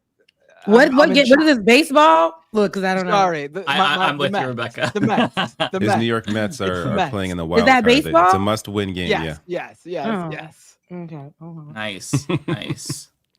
What else is going on with you guys? I've missed you. How's we missed you too. I haven't heard from Lance, by the way. Have you all heard from Lance? I hope he's doing okay. No, I hope he's okay too. Yeah. Did he say anything in the DMs? I'll check. I don't think so. Usually he does. He's good with that. He's been the in last the time he DMs, said something was yesterday morning when he was checking on you, Rebecca, just to see if you were doing all right. He was checking on me.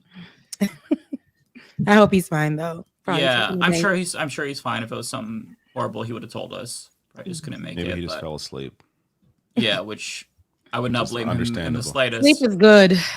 Rest is great. Rest is good. Yeah. Yeah. On the note of that, the biolab explosion, the first thing that I saw was on Twitter, and this lady had shared a video of it, and she just shared like the video of like the big cloud, and I thought it was AI generated at first. So man, it's so spooky. I wish I saved the video. I didn't though, but I just seeing it, I was looking, I'm like, wait, this is a real thing, and it's in to be Georgia? clear, the company is called Biolab. So right. It's I think it's like pool products or something. Like, is that what it is? Oh, is it? Okay. Yeah. It's not good for you. It's just not, but it's not like, Biolab sounds like ominous. It's like, it does. It does. But that's just the name of the company. Yeah, it's the name of the company. But they sell, it was lots of fumes and stuff in the air. That's why people were saying it smells like bleach in Atlanta. My eyes are burning. Yeah. Everybody was saying that their eyes are burning. The city literally smelled like bleach. Really? You could smell it too from where you are? Yep. Oh, that's scary. Yeah. I thought somebody was like just washing clothes or they're whatever. I thought they must have came and cleaned the hallways here, the breezeways or something. But then I was online and everybody was saying they smell bleach, their eyes were burning. So I stayed inside. Wow. Yeah, it's horrible. I went down to my sister's, stayed inside. But yeah, I don't know what it may do. People were online, conspiracy folks. They were like, somebody's gonna grow, like that's how it sounded. They're gonna grow like legs, deformed babies, people who are pregnant. But then I started thinking about people who are pregnant. Can that do something to them? People who have pre-existing conditions, like what's gonna do something to them? Like what happens there? But I don't think we're gonna hear much more about it than what we've heard already. So yeah, which is people in the chat are telling me that Len said he was on vacation this week. Oh, okay. Oh, I'm and sorry, I guess Lance. We're all like, where the fuck is Lance? We just forgot. Yeah. Because we all kind of like have been taking like alternate weeks off. I was a couple weeks ago, and I know that David missed one, and Matt just came back from vacation in August. I don't miss any weeks. What are you talking about? When? I know I missed a couple. When is this? It is Lance's turn, so yeah. He gets a pass. He gets an excused absence. I would love to go on vacation. Hopefully before the year ends, I get to go on vacation. That does not, because I feel like going to see your parents is not vacation. Even though I come from a city where people vacation, going to see your parents is not vacation, especially for because I went for their birthday, but that was such a short time. And then I'm going for this funeral, and I know that's going to be like a quick turnaround. So I just want to like a place where you could just mentally unpack and like just really relax. Like I'm at the place where if I go on vacation, I'm really going to relax. It's not about partying for me like back in my younger days. Oh yeah. It's more so like I will relax. Like I'll sleep. I'll go to the whatever is at the resort because I ain't gonna do no Airbnb. It needs to be at the resort. I don't know why people go to Airbnbs, you know, these days in other countries. Just put me in a resort, an all-inclusive resort, so I can get up and eat and go back, or just chill at the beach that's there. Like I'm good with that, and I'll do sightseeing on my own. But yeah, last time I did Airbnb, I think was in Montreal, and that was like 2017 or 2018. I haven't done that since then. We did actually. The first time I went to New York, stayed in Brooklyn in an Airbnb. In Here in the houses. That was fucking awesome. I have to say that was a great experience. It felt like I was living in Brooklyn for like, a few days. It was a fun experience. Here in the States, I think it's fine. But I feel like if I go to another country. Yeah, if you're going to go vacationing, especially like somewhere warm, I don't know. Resort. I will say, to bring it back to our conversation about horror movies, since you brought up B&Bs, have any of you seen the movie Barbarian? I'm not going to say anything, no spoilers. Has anyone watched that? No. Does it involve someone spying on you? It's a good one. Barbarian? I won't tell you anything about it. It's called Barbarian. It is one of the best movies ever. It's not a disturbing type of movie, David. Like I won't be thinking about it for the rest of my life and avoid doing certain things in my life. I don't watch horror movies. Is it like are you serious? You won't be thinking about it? I don't either. So there you go. You can spoil that. I won't spoil it. Oh, so it's one of those movies where it's just like, holy shit. Like that's the reaction. It's not like about this one. You probably will. Yeah, but from what David has explained to us, he will be scarred for life if he. You think? I don't think he would. I think this one is probably. I don't stay in Airbnbs anymore, anyways. So unless it impacts my ability to stay at like a resort. No, I would highly recommend that if you all want to see something scary. It's very different. It's not like any other scary movie. Just go into it not knowing what to expect and let it take you away. And it's so good. It's so good. We need to start like a movie. That's the last thing I want a horror movie to do is take me away. I don't like horror movies. I want to have a podcast on the side. I want to have a sport, a hockey game on the other side. I want to barely pay attention and just somewhat get the story. That's my experience. I can't. I think the scariest thing I watched, the last scariest thing I watched, and it really did something to me. It was this. Is it the Fourth Kind? I think we talked about this before. Oh, that's the good. Fourth I Kind. say The Sixth Sense. Yeah, no, that's good. Not that one. That was a good little movie. Yeah, that's not really a horror movie. Yeah, that's not. But The Fourth Kind, when it tells me one. that these are like based off of real events, and then they have like videos. Well, they're gonna tell you that. Real videos to match it.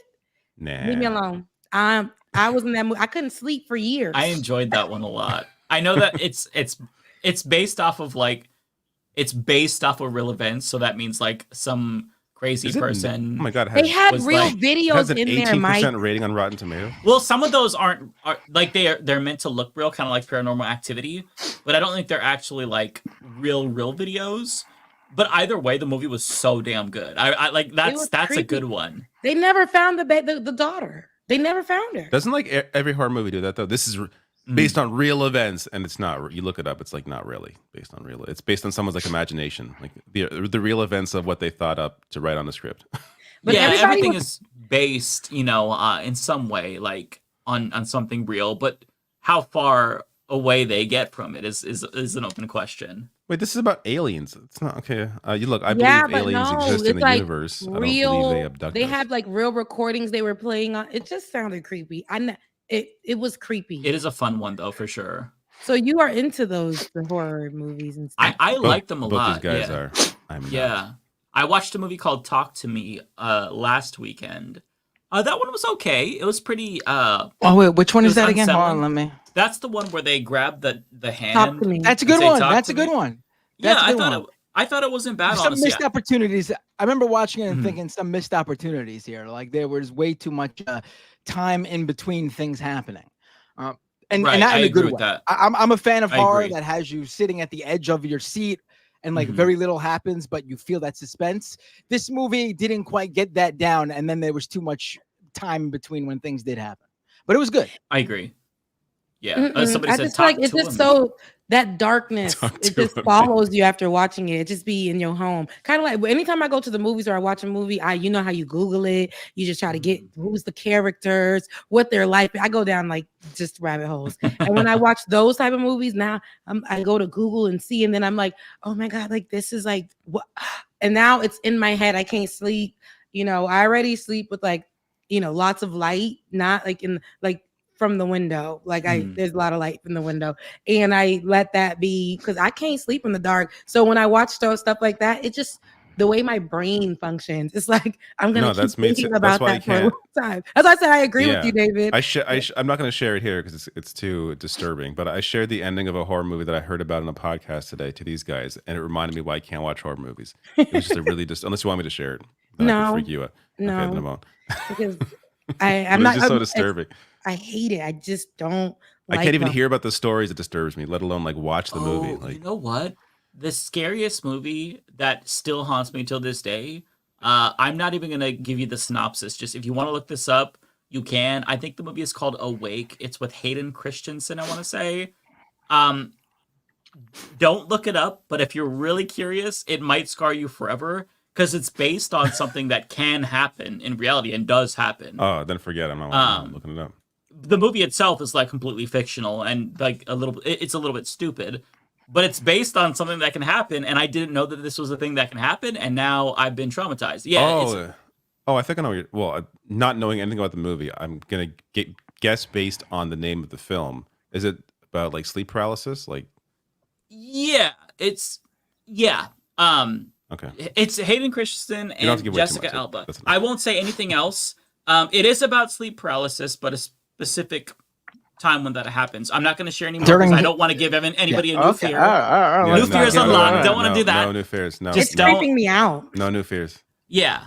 But- Don't watch it or don't look up the synopsis if you want to be free. Because I hate when I'm like, gonna be pure. somebody will be like talking on some podcast and they'll introduce like some new fear that I have now. I'm like, oh well, fuck you. I wasn't thinking about that. I was in ignorant bliss, and now I'm afraid of this thing.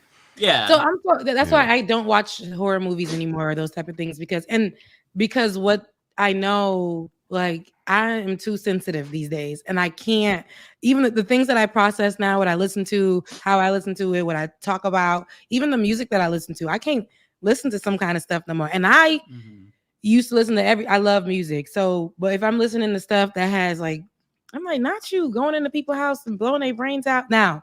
I do. I get pretty to really gangster music. Like when I'm getting ready to go or something. Oh yeah, I'm listening to but now I'm like, excuse me. Like it gets really graphic. Like I don't need to. Like I can't listen to it.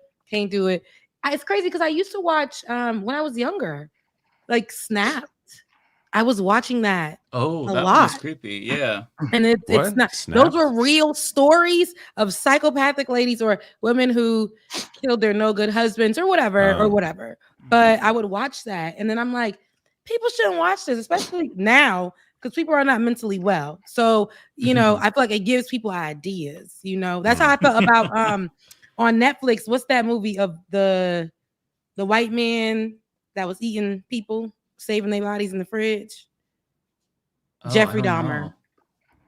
The Jeffrey Dahmer joint. And I think it was too dark for me. And the fact that it was based off real things, I think I only got through like 2 episodes. It just had a darkness to it. When apparently like the way that they tried to, I guess, make him into a sex icon, when this is a mass murderer who was like targeting black men, it's just like, why would you want to glorify that? I don't know. I didn't There's even weird bother freaks for everything. Yeah, it's like that's just twisted. I mean, that's what I'm saying. they just do the. Even the families came out, I believe, and spoke about that. They're like, "What is happening here?" Yes, like, and they do that with other stuff. But people, I'm so happy that people can speak about that now because I've been seeing them romanticizing these murderers and telling their stories in a different manner. And some people don't need to be humanized. I don't like that. Right. Sometimes you don't. Yeah. This person was a mass murderer and targeted Black people, and I don't like it. I didn't. It was so dark. I was like, I can't watch this. I feel turned it off. like horror movies generally, if the world was in a perfect state, I feel like horror movies would be like a fun thrill. Oh, like what is it like to have anxiety? What is it like to be scared about something? But it's like I don't need to watch a horror movie. There's enough shit I gotta fucking read about every. And again, I'm reading about it. I'm luckily not dealing with it. Yeah. But like, there's enough shit I read about every day. I don't need to also experience a horror movie. It's just it's too much. I need fun in my spare time. Yeah, it's a lot. I can't also, aside from VR with horror, I think reading horror is also really difficult for me because it's so long that you're just so long. You're like, it takes me like. That's my problem with most books. They're just long. Yeah. I mean, I only read like a chapter to a night, so it usually takes me like a month to get through a single book. I'm very slowly at it, going through it. So like, I don't want to read this dreadful story about like some ghost who's like trying to pass to the other side or some shit for like a month and just be depressed for a month while I read the book. Like I want a little bit of cheer, so that's the only other line that I draw with horror. Otherwise, I'm fine with the movie, in and out, then I'm done. I have to watch happy stuff. The way the world is, I just the little things. Just some people love this horror movies or scary things. It gives them joy. Sometimes even suspense. Like, what was I watching recently? And any suspense movie, like, I am this girl. I'm watching anything, and if it's making me cringe or making me feel away, I gotta pause it. Look at Matt. Like, the Mets won. They won. They must have won. Wow, they must have won. That's crazy. What a comeback. Right on. Oh my God. So that's God. what it's like to win. I'll never know that feeling. Leafs always fucking lose. This has been the Mets all season. Stinking up the joint until the last minute and then pulling off the victory when everyone's counted them out. But you can only do that for so long before it finally bites you in the ass eventually. Nice. Yeah. I don't know nothing about it. I don't know nothing about. Same. Oh the my closest feeling that I get is when I was a kid and like somebody I like won Survivor or something. That's the closest. Oh, Right. You know what? No, a couple years ago, Big Brother. I'm embarrassed to admit that I watched this and I probably shouldn't. There's a season where this girl, Taylor Hale, she's actually a fan of Hassan. She's a huge lefty. But I didn't know that when I was watching. But she was like, she talked about Hassan on the show actually, so that's how I knew she was a lefty. So I did know. It's been a couple years. Did they but anyways, broadcast that portion? No, it's on like the live feed. So I just saw okay. like the clips that people were sharing. I don't watch that. But like she was bullied and treated like shit the entire game. She was one of like a few black women in the house. They treated her like garbage, and she ended up becoming the first black woman winner. And she was fucking so amazing, so entertaining. Love her. And I was like almost crying when that happened. So that's the closest approximation. I still follow her on Instagram, and I love her.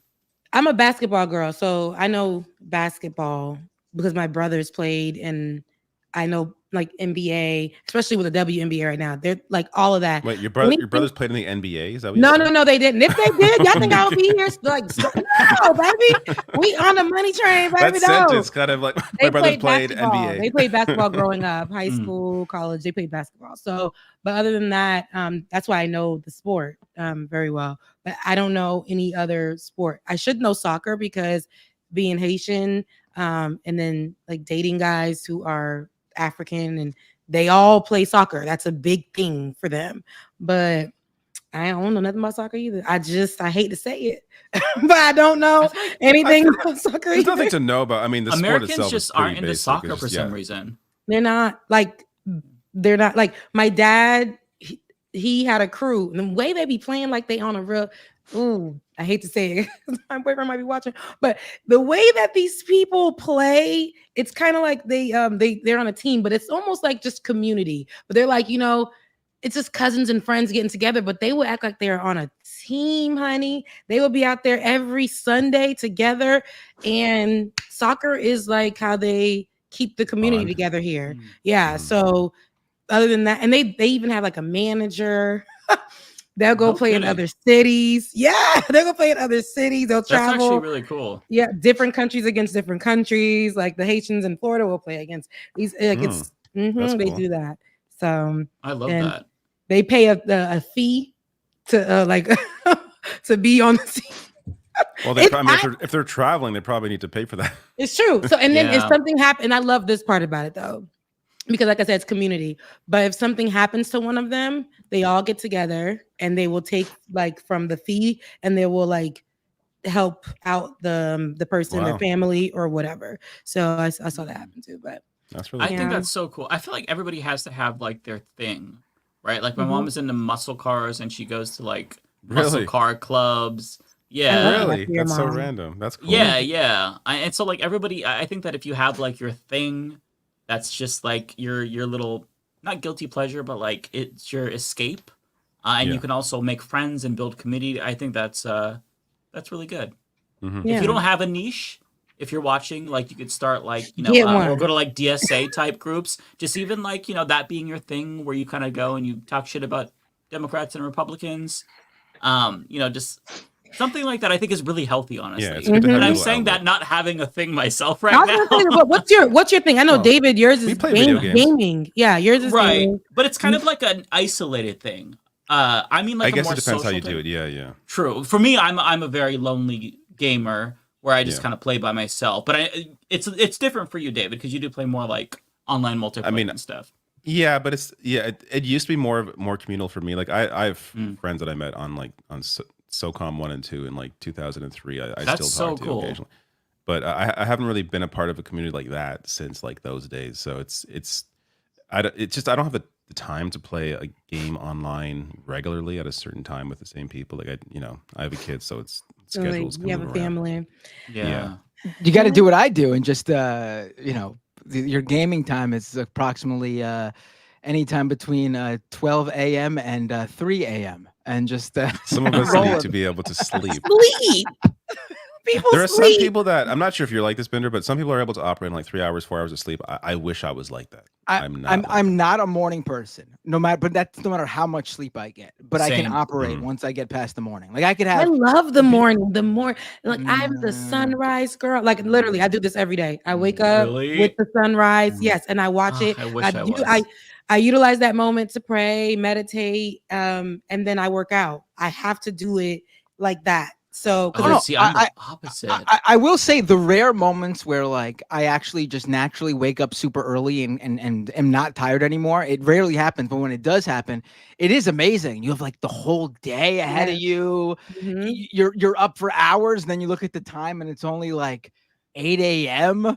It's fantastic, but I rarely get to that moment. Like I could, because you're gaming till 3 a.m. No, I could be asleep and you got a family. I could be asleep for 8 hours. I could be asleep for 12 hours. No way. I can't. Then what happened on those morning? I'm the same way. What happened on those days where you wake up early and you're fine? Like, what did you eat the day before? Like, something must have happened to your body where it allowed you. It's just random. Like, I must have just woken up and then just couldn't get back to sleep. But that's it. Like, there's been nights where like I put the kids to sleep and I end up drifting off to sleep with them, and like I wake up and like. It's like 2 a.m. And so I just already had like 6 hours of sleep or whatever. And then I go to bed and sleep for another like 4 hours or whatever. And I'm still exhausted. Like that's 10 solid hours there. Just that it does not matter. So, but like, too much sleep. It's how you're sleeping though. And it's too much sleep isn't good for you either, because you can still wake up irritable. And if you're waking up in the middle of the night, you're not really getting, that it's like you're starting over, your body's starting over. Yeah. So, but yeah, the morning is really my thing, but you're talking about niche things or whatever. Mine is dancing. I love, cool. Everybody knows I sing. Singing, that's just my thing. But dancing, I've been dancing. I danced since I was in elementary. I danced in college. I didn't know that. Yeah, I did. So that's my thing. I just canceled subscriptions that I did not, that I didn't know I was paying for. I canceled them and I got a subscription for dance. So I've been looking for like a nice dance place to go to, and I found one. So yeah, I love that. And so that's my thing. I absolutely love dance, like contemporary, jazz, hip hop, those things together. That's my thing. That's awesome. Mm-hmm. I love that. Yeah. You know, I guess I don't if I have that had confidence. if I had to choose a thing, which I haven't been into in a while, I really enjoyed taking jujitsu, and I liked sparring. It was so much fun. And I would spar with guys that were like 2 feet taller than me, but it's not like you're not like actually fighting. It's not a match. You're just kind of like it's kind of more of a workout. That was really fun. When you're like moving, when they're moving like this all over the place, that yeah, like, yeah, they're not hitting each other, but you're just kind of just. When I was younger, I took Yeah. jiu-jitsu. It's basically like it's almost like a dance in a way where it's like, you know, when they swing, you know, you block and you're just trying to I know what you're talking about. It's hard to explain, but like It's almost like I a did video enjoy game it. where it's just like Street Fighter, where it's just like you gotta figure out how to counter the move. I know Street Fighter. Yeah. Yeah, I thought that was fun. I did not, you know, I was thinking about taking another class again. I don't know if I think it was Taekwondo, but I'm like, will I do that with my old ass? Like, am I gonna be able to do that without like You're not collapsing? old. Don't do that. You're not old, but people do. There's an 81 on my show, Shades of Good News. I talked about a lady who was like 80 plus. She's a power lifter, and she broke records for her age group, and she's a power lifter. There's another woman, she's about 80 something too. She jump ropes every day, and like so.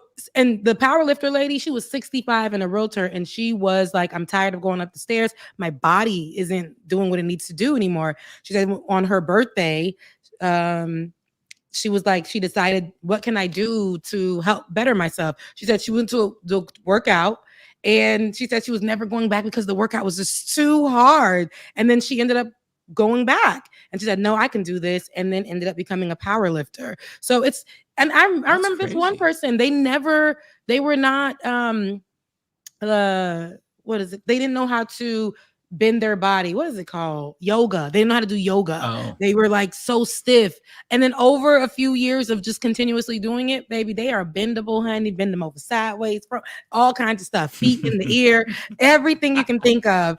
But it's like, it's just, I think it's a mental thing, and if you really want to do it and you continue to do it, it's just like workout, like working out. You will not see the results tomorrow. I know that sucks, and I know the scale is a lie. The devil is a lie. It will make you feel like giving up that day, but you just keep on going, and then one day you wake up and you're like, damn, girl, is that you? Like, that just be all that. But it might take a while, but I think it's just sticking through it. So whatever, I feel like no matter what age you are in your life, you're never too old for something. And I learned that from watching these different people who are older than us. I think it's also because we spend most of our time in our younger years drinking, getting up to work out. I mean, like I said, I was a dancer. I would go out and be out till like 3-4 in the morning. I had to get up for rehearsals 5:30, 6 a.m. Then go on. God. They trained us, so we had to go running. FAMU, happy birthday to FAMU, by the way. But we had to go running. We had to do all this stuff. Like, it was hazing, but we had to do all this stuff, and then like I'll go back out that night, like, and then study for a test. It was just so. You would never find me doing those type of those activities now. However, we spend all of our time, I think, breaking ourselves down, drinking, doing all this stuff, but we don't know. And we're having a great time. And then we think that we have to spend the rest of our lives, like, it happens like that, taking care of ourselves, building ourselves back up from how we weren't aware of how we were breaking it down. But I think no matter where you are, at what age you are, whatever you choose to do, if you can do it, do it. Because that lady was old as hell. Now she is a world record breaking power lifter at 82 or something. Yeah. Yep. It is. I would like to get back into working out. It's just every time this has happened. So every time I start to weight lift, which is what I prefer to do, I hurt my back at some point. And then that's what you're making yourself sound old. I am, but like it happened. I think it first happened when I was like 31, and then like, all right, like, so I was like, I couldn't work out for like a month, and then I got back into it again, and then like 6 months later, hurt my back, and then got to the point where like I stepped out of the shower wrong when I hurt my back. So like clearly when I first started like weightlifting, I was clearly not like the form clearly wasn't right, which is I think what helped to fuck my lower back. And I also wasn't doing a lot of like deadlifting, which helps to strengthen your lower back. And it's the lower back is usually that's what gets fucked. But I do want to like I feel like I hurt my lower back all the do time something too. again.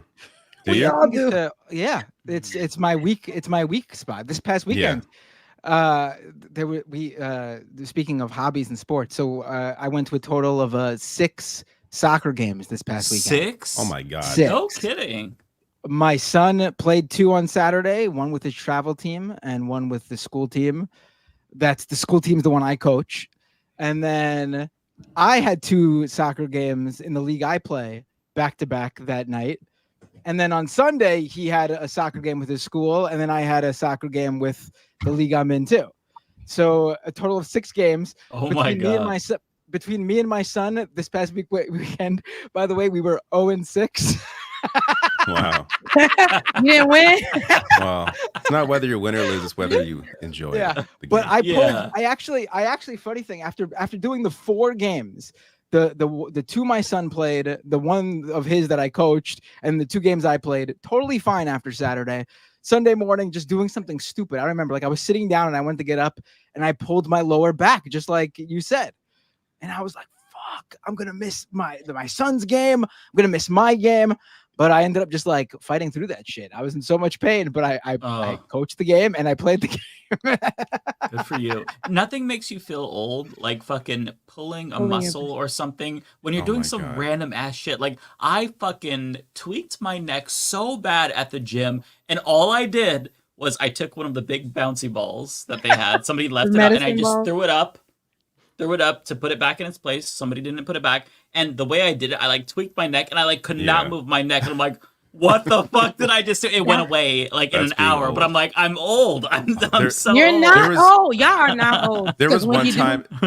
No, I am. There was one time where I hurt my back doing something just like normal, but like I don't know, walking down the stairs. And then like I went to bed. I woke up. I could not get out of bed. I had to literally roll out of the bed onto the floor and crawl to the washroom.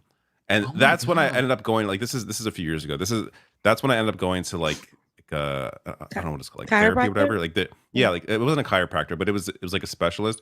And this guy did like acupuncture. Like he did the whole fucking 10 yards. It was everything. It was like over the course of like a month, slowly built my back up. I still don't really know like how that happened. Are y'all stretching? No, but you're right though. The pain. Yeah, I'm not even on front. Listen, I had to. I seen the difference from when in 2020 when I fell victim, okay, to eating everything in sight, like things I didn't like, and I was sad, depressed with everybody else. Then I just started getting different pains. Mind you, I just turned 30 then in 2020, so it was like things is hurting that never hurt before. Getting up too quick, and then it was like. All of that does play a role. So then when I went back to my going to work out, but in my mental health. But I remember I was getting up the other day, and because I worked out really hard, I was getting up and the little Charlie horse was trying to come here on my neck. Oh, right? That's a spot. And I was like, but I had took my hand and I like pressed it and it went away. But I feel like if I didn't do that, a solid 4 days right there. 4 days, can't turn my neck.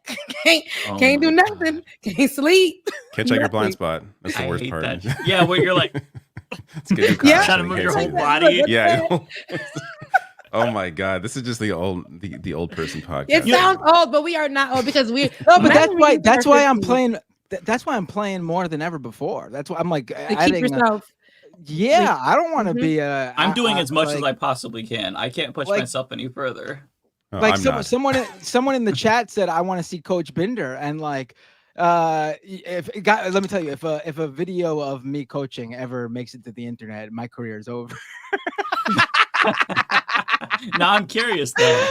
Let's put it this way: the parents who are watching the kids are also watching me, and I hear the laughter as I'm running up and down the field, screaming at them. I'm running more than them sometimes. Damn, do you scare the children? No. I'm motivational, but I get really into it. And I don't like when people start falling asleep on the field. because I got a very small team, unfortunately. So sometimes I don't even got subs. So I got 11 kids who got to play through the whole 55 minutes, whatever it is. I used to play soccer. And sometimes they're losing. And I'm like, you gotta stop it. What are you doing? Run, get back into it. And like my kids are the sweetest kids. Like they're too nice. So like other teams will be like walking all over them, knocking them down, and they'll just get up and like dust themselves off and run back out. I'm like, get angry, get aggressive, get back in there and push them back. Fight for it. Fight for the ball. What are you doing? Oh, this sounds like a reality show. I want to watch this. I know. Now I'm actually interested in watching. Now it's like I do want to see that. I think I do. Yeah, to see Bender out of his element, because we just see Bender with the white background on camera. I'd like to see regular Bender. That'd be interesting. And for my son's travel team, we went to the first game of his travel team this past week, and there was a coach on not a team we were playing, but a coach on another game who was like screaming with a high pitched voice. It sounded like a blood curdling scream. This guy was getting stabbed. And I turned to my wife and I'm like, please tell me I don't sound like that. Because if I do, I'm not screaming anymore. And she goes, thankfully, no. You sound like you have like this guttural, like roar, like you sound like a monster. I'm like, thank God. Because if I sounded like that guy, I would not be screaming anymore. God, if I screamed like that, I'd sound like the guy from Parks and Rec, the gay dude. Just the louder I get, the gayer it sounds. So I just try to avoid it altogether. It's a lot. Not that I have a reason to scream or anything, but you know. Yeah, when I scream, it's just I don't like it. First of all, my voice is already raspy. There's that. So when I scream, I have to be really angry, and then I lose my voice for like 3 days. But I take a lot of energy. Screaming is like a lot of energy, unless you're screaming for something good. But other than that, like it's a lot with the emotion, all that. When you're angry, that's when I be screaming, and I just lose my voice. It's not fun. I don't like to scream. I ain't got no voice to give out like that. But if I was into sports, I know I'd be like that. But me watching the debate the other day, which was a snoreboard, and I know I missed it with y'all, but I was like, man, this is like. Shake it up. What the hell's going on here? Like, give me something. Actually, go ahead. Sorry, go ahead. No, I appreciate that this is what a debate should be, right? But we ain't got regular, like, this is, no, with this man here, no, like, say something. I love you, mean it, Tim. Absolutely. But I was looking for, it's like, it can't be like, yeah, I know you said, I know, okay, we can work together on that. We'll work together. It was so much agreeing. Yeah. This is ridiculous. You're humanizing him. So since you brought the debate up, I just wanted to bring this clip up since I did promise this in the title of my title on YouTube. JD Vance running away from a question about who won the debate. This is from the Good Liars. This is the comedy duo. This is the one moment from the debate that stood out. Is just the fact that JD Vance could not admit that Trump lost the election in 2020. And here is his interesting reaction to this. Who won the 2020 election?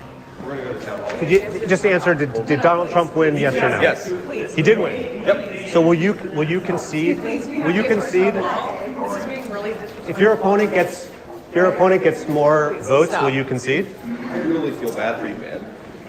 I just want to know if your opponent gets more votes, will you concede? He said he did win. Meanwhile, on stage, he won. couldn't say anything. But the fact I think that he's just saying that because he's annoyed by this guy. But yeah, I mean, it's a really easy thing to say. To just like to answer this question, it's like if my opponent gets more votes, of course I'll concede. But that's not going to happen. We're winning this. That's super easy to say that. Like he's dumb. But he's just bothered by he's not an honest person, so he doesn't even want to have to entertain this question because he knows he's coming from a place of dishonesty to begin with. Yeah. So he can't even do the bare minimum like politician thing because he knows he's full of shit. He tried to give us a clean cut, well spoken while still lying, right? Because people will eat that up. They're not going to fact check. And we clearly saw how when the moderators had to fact check him, he was upset and said, through his little tantrum, since y'all said y'all wasn't going to fact check. So y'all said embarrassing. y'all wasn't gonna do that. Like, okay, but since we're gonna do that, no, baby, your mic is cut. Okay, because now you're gonna sit up here and lie, and that drove me bananas too, because it's such a big thing right now with the Haitians, and I wanted to see how that was gonna go. I would have loved for them. It was funny because the moderators had to come in and clarify. Them immigrants you're talking about is the Haitian ones, okay, over there in Springfield. Like, since y'all can't say it, they're talking about the Haitians, and they are here legally. Even Tim answering back, I'm like, hey, buddy, shake it up a little bit. Right. Like, He did this not is actually a big topic. Like, I need you to say the Haitian immigrants are here legally, like, and move forward. Like, like, there were times I felt like he could just say something to him that easy. But I will say that part of throwing in the January 6th and, holding him accountable, or Trump accountable for that, and telling him that's who he's going to be standing by, and yada yada. That was good. Bringing that up was really good. But other than that, it just felt like he was.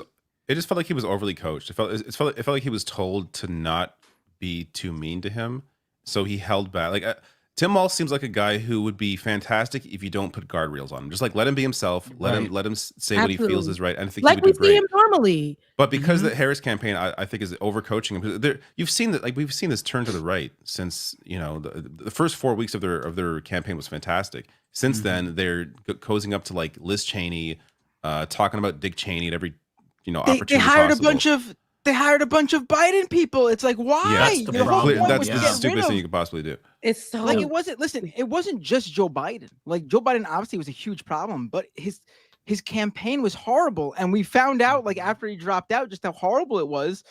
And like, their answer is to just hire a bunch of these guys. Like, Makes just no sense. just start anew. Like, that was the whole point. You were on a roll when that happened. Yeah. And then it was interesting because the way that JD Vance continued to speak, I don't think he said anything about Biden. He said more about Kamala as if she were president. He kept like attacking her, but I'm like, dude, Joe Biden is the president. Kamala's not the president yet. And he kept saying, like, with the strike of Kamala's pen. Like, what are you talking about? Yeah. Did you see that clip of that she kid? Does from MSNBC where he was so funny. Yeah. That actually gave me a lot of hopium after feeling a little bit disillusioned after the debate, because it's like, okay, you know what? The kids are all right. I mean, he's a college student, so it's a grown man, but still, it's just to see a young person know his shit and be confident and to see through the bullshit. It's really nice to see, because when you see like the undecided voters and you see the debate and you see Twitter, you kind of start to lose a little bit of hope in humanity. So that kid, he's everything to me right now. I did a video. I put him at the end of my video. I could pull it up, I think. Yeah, you can find a link to it. I'll just find my video. I'm not sure what to search here. They just like, they're like at some college, and everyone there appeared to be here it is. I found it. Oh, you found it. Okay. Everyone here appeared to largely be in support of the Democratic Party.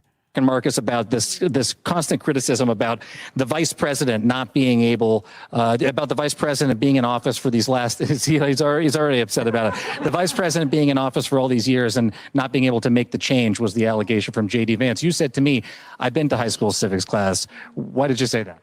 Because if anybody took high school civics class, they'd know what the vice president can do and what the vice president can do. I want to make a quick point. Neither candidate on that stage talked about what executive action they're going to take on day one to do what they want, nor were they asked, because they know that they can't. That's not how the vice presidency works. You don't get to do what you want. You do what the president delegates you to do. So that one day Marcus is going to be all of our teachers in civics class. I love that. Love it. I love so that. Now, amazing. Yeah, that's funny. I need to play that clip. That's cute. I like that. At the same time, though, I think it's fair to say, well, then Walz can't be like Kamala Harris oversaw this during the last 4 years because she didn't really do anything over the last 4 years. That's fair. Like, you can't really credit her for the Biden accomplishments. Unless it was delegated by Biden, which he can say, and there's no evidence because you're not really tracking. I mean, you can look at the logs, I guess, but they're not going to do that. But I don't think she should want to be. I mean, except for the labor aspect of Biden, I don't think she should really want to be attached to his record. Like, you want to just be able to move on. Yeah, I think that she's. I mean, naturally, they're always gonna, which they're already doing, attach her to that. But now they're erasing his name and just saying like as if she's the one that's the cause of this because she's running for president. But I think that she wants to remove herself as safely as possible and like get her own name because like I said, I've said this time and time again, this is the most that we've ever seen her. She in this little time, what was just what 2 months ago we got the news, and this is the most active and colorful and with personality that we've seen her. So I think that she's gonna do it as safely as possible to remove herself from it, but She hasn't yet, though, is the problem. I think that's what's hurting her campaign. So I really wonder. And then one thing that I also saw missing too was conversations surrounding the LGBTQIA plus community. I don't hear much when they're talking. I don't hear much, or they're not really landing anything. I don't know. I that's been missing for me too. So. It's actually scary if you look at Harris's platform on LGBTQ plus rights. It's not good. She just basically says, she supports the Respect for Marriage Act and the Equality Act, which is good, but she doesn't mention trans once, aside from the T in the LGBT acronym, which is not good enough because we need to hear you say right now, you're going to stop what's happening. The Equality Act is good, but you need to actually say, I will defend trans people because their healthcare is at risk. But I think that they're afraid. It's a very they're afraid. Cautious campaign. I think so. I was surprised when I saw Harris say, actually, she did break with Biden on weed. She said she would legalize weed, or we should legalize weed. Okay, that's a great start. Like, just they need to fire every single person who's giving them advice and just fucking shoot from the hip. Because this overcoaching, this overly rehearsed, like, it's not working for them. I think Harris and Walz both do better when they're not overly coached. I mean, she's a prosecutor. She's competent enough to not have to memorize everything she says. Tim Walz is just naturally a very gifted orator. I don't understand why Tim Walz had to spend, like, days being coached by Pete Buttigieg for a debate. I mean, if you come off sounding as some, that's what pretentious that explains prick, so much. That's what happened. He was, and I get why they chose Pete Buttigieg because he's very good at dismantling right-wing bullshit. But what he can do is he can go through the talking points. He has the data memorized. Tim Walz doesn't respond to it as like a wonk, even though he is wonky and knows his facts. Like, he just kind of like explains it in a very down-to-earth way that normal folks can get. Yeah. Right. He kind of traded that for like the pretentious, Ivy League wonkery. And I don't think that's good. If they fucking wanted that, they should have just got him or Shapiro. Like, they I don't picked know. Tim Walz for a reason. And that was what the only debate that we're gonna get amongst them, I believe. So I think it sucks. So that means that whatever they're doing in these next days hopefully Tim Walz goes back to being who he is and how he is, because it's fine. Because even in his criticisms, it's we've heard in the past, it's strong. It's still like a fatherly criticism. It's like that, and he needs to go back to that, because buddy best friend bipartisan thing, drop it, baby. No. It ain't working. Awful. It ain't working. That was terrible. Yeah. All right, 33 more days, folks. I know. 33 more days till the election. Let's get to. We're at the end of the show. Let me look. We're at the end of the show, like it's my show. You are correct. You can take. If you're gonna end at this time, we take the reins. But I'm out of here. So I wanted to. Somebody asked me about the super chats. I don't have them right now just yet. We're on October 8th. I think that's when they let me, come back and reapply. So that should be back somewhere. Hopefully sometime in October. But thank you so much, Yusef. Sorry, I said your government and it's infinite. My bad. That's just the first name. You're fine, I think. He said for air out Mayor Adams again. I don't know if you guys were talking about him earlier. One Yusef in the world has just been doxxed. It's over for him. No, I didn't give the last name, but thank you so much, Infinite. And if y'all haven't, go and check out Olay's doc on this. Yeah, I saw it come out today. I haven't watched it yet. It is so I need to good. watch it too. It's so good. Omega, thank you so much. Said for keep on shining, because I'm a try. And then said for found some money in my consenting couch. Thank you so much. All right, y'all. I love being with y'all. And I'm not going to be here next Thursday. I might be here because my flight, we'll see how the flight does it. But I may or may not be here because I'm going to go back home for the funeral. But I love you guys. I love being here with you guys. I missed you guys so much. Great video, by the way. Your Haitian video. Thank you. Good. I cited your video in my video about the Haitian immigrants as well, because everybody has to see it. Everybody go check that out. It's so fucking good. It is the video. Thank you, because I don't play about being Haitian. Oh yeah, and happy birthday to Florida A&M University, the #1 HBCU in the nation. That's mine. All right, bye guys. Take care. Bye. Oh my God! Why does it do this to us? We're in the zoom in option. All right, Tabula Rasa. Members Get in your super chats now, folks. Get them in now. No, there's enough in already. We could stop at 44. That's a lot. No, send more. Then we're gonna run through them. I've got a member super chat. Woo! In your ear like Scary Movie 2. Violate you like a client state who's defiant. Wait, the hills are alive. Threat to survive. Oh man, what is that from? That is a rap. I like the. Is that an original? The alliteration, but I don't know what that's from. If that's original, that's amazing, Tabula. Fantastic. For Bender, Tokyo Hans. Says here early. Here early. I got it. I got it. Here early. Want to see how long this is visible. I'm giving him the time to be visible. Oh my God. Next. Who's this for? It's gonna be Bender. That's for me. Kowalski with a $10 super chat. Thank you, Kowalski. I may have been overly optimistic when I said I could fight God after getting my vaccinations and taking 700, I'm guessing that's milligrams, right, of caffeine. Yes.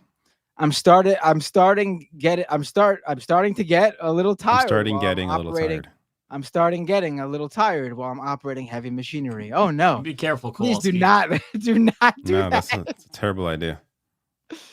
Thank you so much, Bay Photo. Member for 4 months. Jeremy, thank you for your $10 Canadian. How likely is this doomer future? Trump gets elected, serve 6 to 12 months. Vance cabinet invoke 25th and remove Trump from office so they can more competently implement Project 2025. Well, there's too many. Too many if statements there for me to. Very specific too. Yeah, I don't. I'd rather not live down what things are possible or not possible. Let's live in the present. That's how you live life.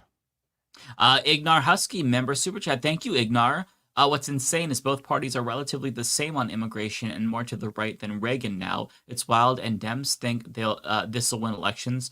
Yeah, I don't like that they've taken such a strong turn on immigration because they were supposed to be the alternative, and they've just kind of adopted the right-wing position. But since they've done that, Trump has shifted to the right.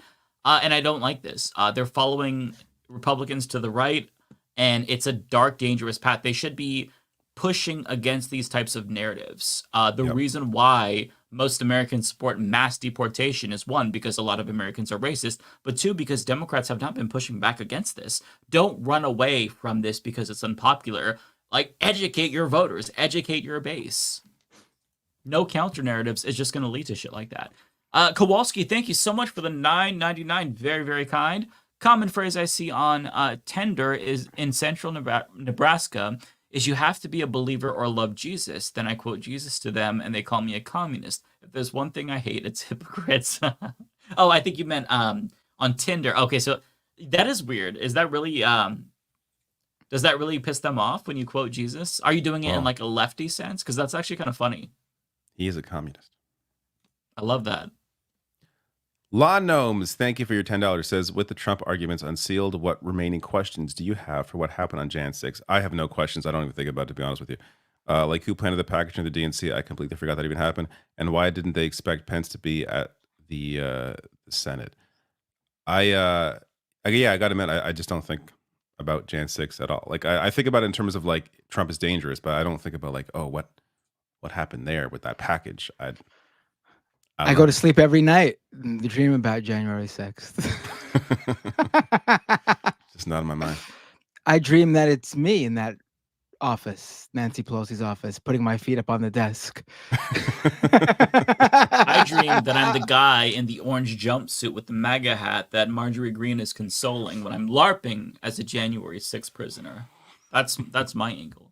Moosey Cat Fluffs, $5. Thank you. 4 days sober from alcohol. Hell yeah, good for you.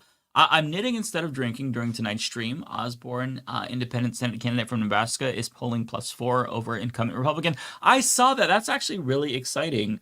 If Republicans lose that seat to an independent, that would be amazing. Like, I have some disagreements with him, but he's not like a psychotic Republican. He kind of just feels like a Democrat with some right-leaning tendencies. I'd say the impression that I get from him is that he's better than Manchin, even as an independent. So I would love to see him kick her ass. For those who haven't seen the ad that Dana Osborne put out, he basically talked about how the Republican was corrupt and how she needed to wear like logos on her blazer like NASCAR. So that way you could see all her corporate sponsors. And he got somebody to play his opponent and just like, you couldn't see the face, but she was wearing the blazer and, he's pointing to it. It was phenomenal ad, honestly. So I'm rooting for him. I'm sure I'll hate him when he gets elected. That's how you pick up support, is like just point out, these politicians were sold off. Genius. Law Gnomes, thank you again for your $5. Says also to figure out what happened with the panic buttons. What's up with the panic buttons? And how they knew which windows would be able to be broken in. I think they just hit whatever windows they saw. I don't think too deeply about Jan 6. Matt. Oh, the government, Tokyo Hans with a 2,000 yen. Wow, how much is that? That's got to be like $2,000, 1K, right? 1K, right? I'm assuming it's something like that. Maybe two. Yeah. $20. The Springfield government specifically requested that they get to house the Haitians that came. Now Trump is being Trump, and people who don't even live in Springfield want to do crystal knocked. Mind your own damn business. Yeah, good. Yeah, exactly. Yes. Ignar Husky with $10. Thank you, Ignar. As a union worker, I've worked with migrants in my workplace, Ethiopians, Jamaicans, etc. Hardest working people I've had the pleasure to work with. It hurt us to shun them and turn them away. Absolutely agree. I think that most people who know immigrants or work with immigrants have the same experience. Like, these are people who are genuinely just trying to fucking make it in this country. I could not imagine starting over in another country. So I commend them for doing that. And look, they're human beings. So the fact that there's so much commotion over it, I hate it, but it's racism, and America was founded on racism, so it's not surprising, but I'm not going to tolerate it. So, I like that people are sharing these stories about, their coworkers who are immigrants and stuff like that, because that's part of how you break through. When you get to know people and you share your experiences, then you can't feign ignorance if you know somebody or know somebody that knows somebody. So yeah, keep sharing that. Is this one for me? Actually, okay. Old man house phone. I don't know why that screen is making me laugh so much. Matt, this is for David. Send Mike my regards. Some of my favorite YouTube people. Okay, awesome. Thank you, old man house phone. I will send Mike the regards. Yes. Thank you, David. This is also for me. AOD fan with a membership super chat. Member for 14 months. Wow. Thanks a lot, AOD fan. Everyone see Anna Kasparian Substack. Apparently it's our fault for her right-wing pivot.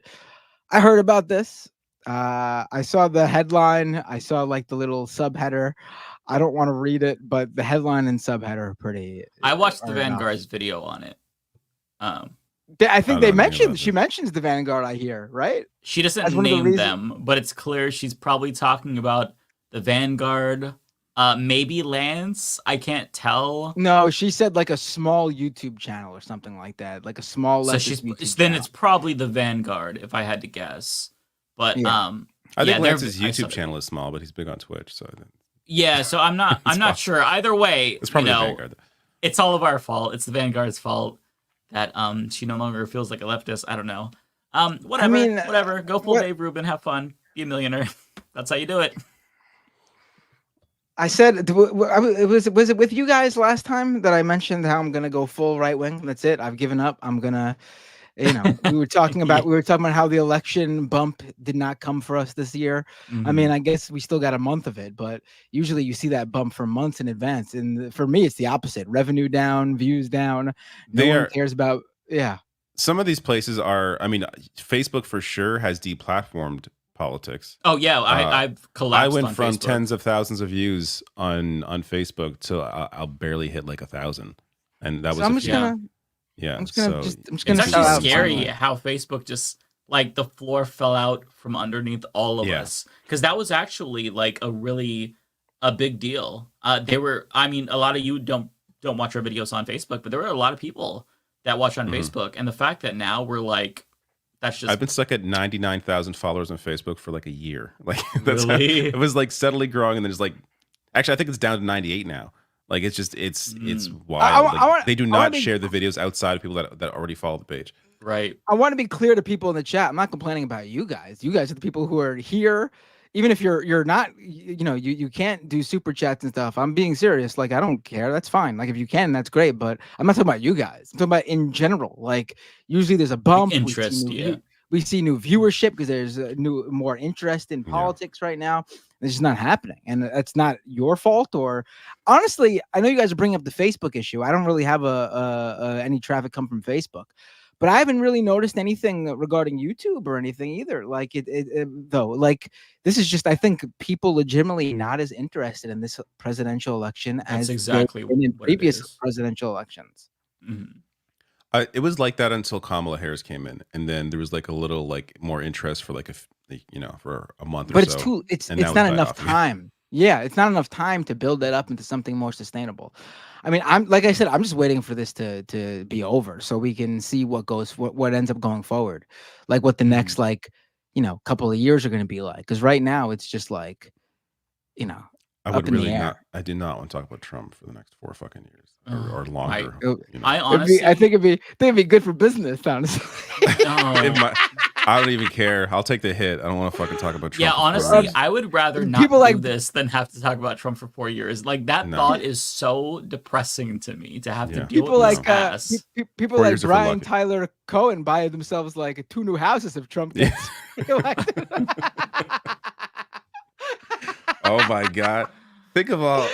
He's not the only one. Driving around and doing videos from a Lambo or something, like doing selfie videos about how Trump is dangerous for democracy. But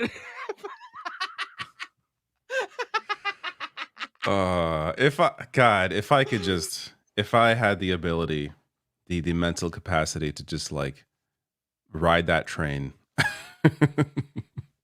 I could have. I had this fucking channel before he did, and look where he is. Look where I am. What did I do? Being a person that is willing to criticize Democratic Party. Well, it's funny because look what I've done to myself. You can see, David, the difference where you'll post a video, or like I'll post a video that's like anti-Trump, or it's a positive one for Democrats, and it just blows up.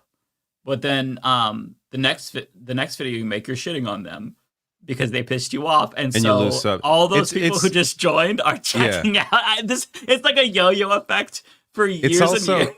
The way the algorithm works as well is if you have like a few videos in a row on like positive stuff about like, I don't know, polling or Kamala Harris, whatever, it'll be like, oh, so you're pro-Democrat, awesome. And then but then you have a video where you're criticizing like, Biden's policies or Kamala Harris, and then that video just falls off a cliff because it's serving the audience that the algorithm thinks you're the algorithm works like you're either Democrat or you're Republican, or you're I can't even fucking talk. I'm so late. Republican.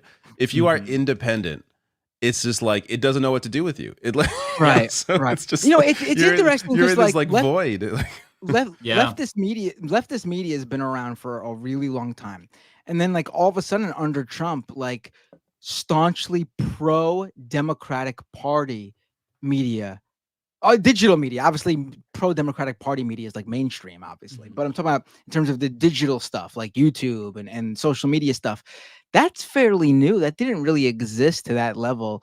Like they weren't people raking in the cash for being super pro-Obama during the Obama years from like doing YouTube videos. Like obviously, writers would get hired by big publications and they would make hundreds of thousands of dollars. There's certain people I'm talking about. But there was no like independent pro-Democratic Party media because you were doing that, you would aim for getting hired somewhere. But then like under Trump, it's like there's not obviously not as many channels as the right-wing channels, but like people who just cover Donald Trump from a Democratic perspective, like they are making a lot. They're making a lot. Yeah. They're And making I'm not like fuck knocking you money, I'm retire at not 40 a lot. I'm not knocking those guys. They're doing a good job for their stuff. Like I was just joking with I don't even know Brian Tyler Cohen. I The think Midas he's a nice Touch guy. people. Yeah, he seems like a really nice guy. He gave me a shout out actually too. Yeah, he shouted me out too, like a year ago or something. It's like, okay, well that's really cool. We never talked. I appreciate that. I'm not even saying he's fake or anything. Like he probably really does feel that way. It seems like it from the videos. But like I like no matter how much I like dislike Donald Trump, I just cannot do a fucking daily Donald Trump update unless like something really newsworthy actually happens. Yeah, no. But like these guys It's are not able even to do it. interesting to They me. find I a way can't to even- do it. Yeah. Yeah. Yeah. Like I just don't think he's like he's interesting to me for all the reasons that like would not it put me in good graces with like hardcore Democrats. I think the guy's fucking hilarious. He's funny. Not like I don't like him. He's a horrible person. I knock down his policies all the time, but I gotta actually talk about something like, if I see like the 2800th time at a rally where he says something about not respecting the election results, I can't like make the 2000th video about how horrible that is for democracy. At this point, it's just fucking so ridiculous. It's funny to me. Yeah. And then he has shit like this. 1 and 0 and 2. It's just like the way he talks. He's just a ridiculous person. Yeah. Who's this for? Also, this is Mike showed off someone who I had no idea. He told me about a guy the other day who just don't mention the name on I stream. won't mention names. I didn't know about this. I've seen this individual on Twitter, and I just thought they were the same person. They were just like a leftist content creator. Don't really watch anyone's channels, really. I'll watch you guys and Ole every now and then, obviously the majority report. No, every now and then you guys I do watch. I just don't have the time to watch too much. But no, I feel but like Mike told me about this guy. He's like, have you seen what his pivot was? And I was like, no, and I checked it out. And it was just like he's doing like the Democrat Party's version of fake news, and I'm like, InfoWars. I'm like the video he's uploading is like so and so right winger found dead.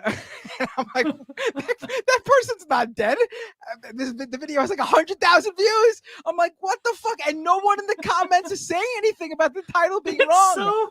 It's like, what's going on here? When I saw that was happening? the wildest fucking shit. And then I checked the Social Blade of how much money they're making each month, and I'm like, life is so unfair. Why am I wasting my time meticulously researching?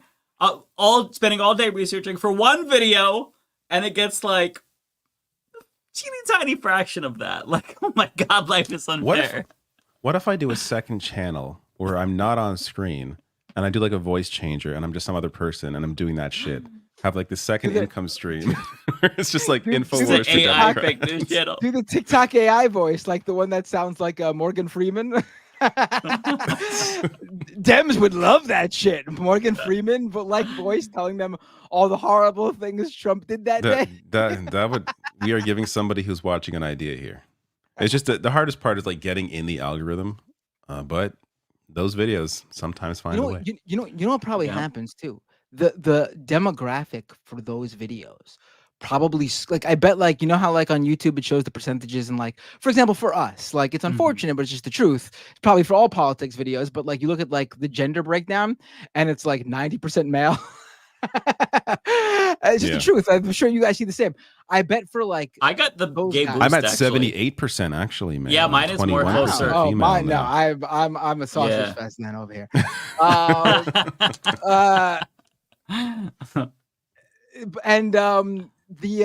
I bet like for those guys, like the guys who just cover the Trump stuff every day, I bet for their age demographics, I bet it's like 50, 60, 70-year-olds.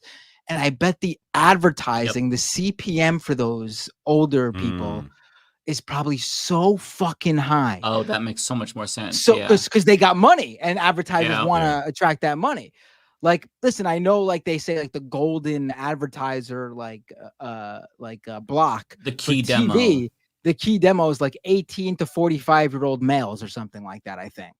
But I got to assume that like maybe that's the key demo in terms of like the number of people plus money, but in terms of like pure just like targeting based solely on who's got money.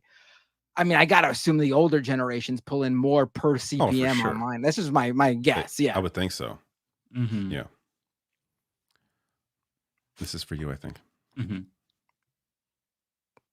By the way, the breakdown for my channel probably is like 90% cis men, 9.999% trans women, and then like 0.1% cis women. Wow, women are really not into you.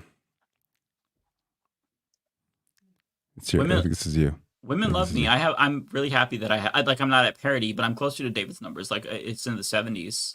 And I'm saying I'm not complaining. I enjoy those. I don't need women to watch me. I'll take my. This is a boys' club. I want more women to watch me. Actually, why is politics like that? Why is it like? Is it because it's politics, or is it because we're all guys that it's mostly men watching? I don't know, honestly. I don't want to. Yeah, it's just the truth. It is because it's politics. Like, it's not sexist to like say. It's just like, I'm not saying women don't care about politics. I'm saying they're not the ones watching fucking 10 hours of independent YouTube channels. Every day. That's which is like why overall women probably are like so much healthier mentally than. That's why they live longer. Exactly. No, but they are partaking in politics elsewhere. Mm-hmm. Like they're just not. They're just not sitting there and watching fucking. They're just watching The View. No, I'm not saying that either. That's you fucking misogynist. I'm joking. I used to watch. I'm not even joking. I used to watch The View, just like the beginning, because I just wanted to hear what they were saying about. Unironically. Are you kidding me? When Rosie O'Donnell and Elizabeth Hasselbeck had a fight, that was fucking awesome.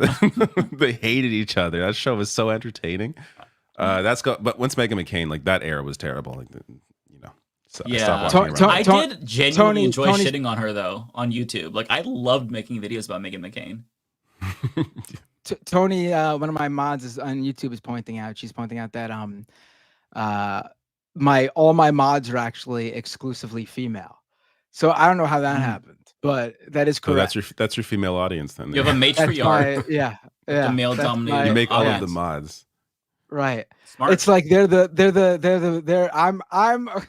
I'm what's his face from Dune, and they're the Bene Gesserit. I had a different I was gonna say something else. I was gonna call them Binder's Angels. Oh wow, you really going full blown misogynist right here, David. I wonder why. There goes my 20%. There goes my 20%. Now down to 10 maybe. Here I am referring to a group of women who like pull all the strings and control the entire universe's politics, and David's like, that's Matt's eye candy. It's okay. Many of my friends are women, so it's all right. I know. Anyways, this super chat is for you, Matt. It's been on screen for like 20 minutes. Oh, Daniel Castle with a $10 super chat. The Cheney endorsements would have made Tip O'Neill proud. Yeah. Oh my God. You know, I get accepting it, obviously. If you get the endorsement, whatever, but like I could go on all night, guys. I'm sorry. I'll move on. Me and David some rushed point, through I'm like just gonna- 20 super At chats. and we some get to point, I'm that. just gonna run through mine. It's gonna be you're not even gonna realize it's like 11:30. All right, I'm like, I'm going to bed. Keep going. I'll keep Is this going. yours? Listen, I'm telling you, I get my second win during super chats. Maybe yes, Red Jacks maybe for me the- and Mike should go first, and then you can end the show as like the Binder show. We can do that if you want, right? Red Jacks for $10 super chat. Thank you so much, Red Jacks.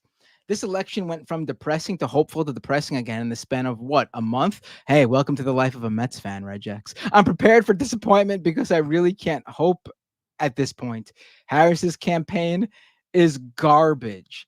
It's bad. It's bad. Listen, I let's just get past. And it the started election. strong too. Seriously, Yes. let's just get past the election. Yeah. Oh, Ole's here. Hey, Ole. Oh, hey. Always nice to see Ole. Mm-hmm. Go watch her video on Eric Adams, everybody. I saw that today. I'm like, oh shit, I want to watch this. Hour long. I need to find. Yeah, the I'm gonna time. watch it tomorrow. It's a Need to movie. make some time. Yeah. Oh, this is the big one I that love we've all been waiting the thumbnail of it too. It's like I'm like, who made this art? It's a nice So piece of art good. for the thumbnail. Celeste says, I'm not lying when I say Democrats are demon rats are gonna lose. Celeste likes to troll my chat. Has been doing that for a few years now. Celeste thank you, is always Celeste, for sweet to making an me. appearance. David's just trying to hide that his right wing audience. Yeah, just a bunch of trolls. No, just have to always watch me. Celeste is very well known among at least me and Mike here. David's demographic: 75% male, 25% female, 100% right wing troll somehow. Not for me. Oh, is this for me? Shit. Danny Belmont, thank you so much for your $10 super chat. Says, I'm planning a road trip from Chicago to Toronto. First time in Canada. If you've been there, I have. Any cool places I should check out while there? Oh, man. For me, like restaurants come to mind, bars come to mind. Like, I don't know. What do you want? What do you want to do? Cool places. It really depends what you're looking like. Are you looking for? Do you just want to, I'd say you could do the touristy stuff. Go to the CN Tower. That's, it's fun to go up that. Didn't you CN say? Tower. Didn't you say your sports team is back into playing? What is that? Hockey, right? Oh my God. I can't even fucking get tickets there. They're sold out every game. They're so fucking Oh, expensive. really? It's the most expensive tickets in the entire league by far. Really? It's insane how crazy. Yeah, Leafs are they have the biggest fan base in the entire. Leafs have fans that no matter where they go to play a game, they could be in Arizona, which is no longer a team anymore, but they could go there and there are Leaf fans there. Oh, that's everything. it's That's insane. every team. Every team. No, but I'm talking like in it when the last game in Arizona when they were there last year, their cheers for Toronto were louder than the Arizona fans. Like there were more Leaf fans because they were playing in like a fucking university. It was a terrible situation Arizona was in. They're now in Utah, but they were playing in like some like university rink, and there were more Leaf fans there than there were Arizona Coyote fans. It was wild. But I don't know. God, honestly, your best bet is to look. I'm not a tour guide, so like look up like great places to go to in Toronto. I'm sure you'll find a lot of suggestions. Oh, can you check out I can't get into like a Niagara tourist Falls mind and think of what they would from enjoy. the Toronto side, right? Niagara Falls is like an hour and a half away. Oh, south. really? Oh. Yeah. So on the way to Toronto, you could see Niagara Falls. I googled the things to do in it's near Toronto, Buffalo. and they told me Niagara Falls. What? What is this? Some American list you're looking at? No, just like the Google sponsored results. Like, I guess they view Toronto as like all of Ontario. Go to a Tim Hortons.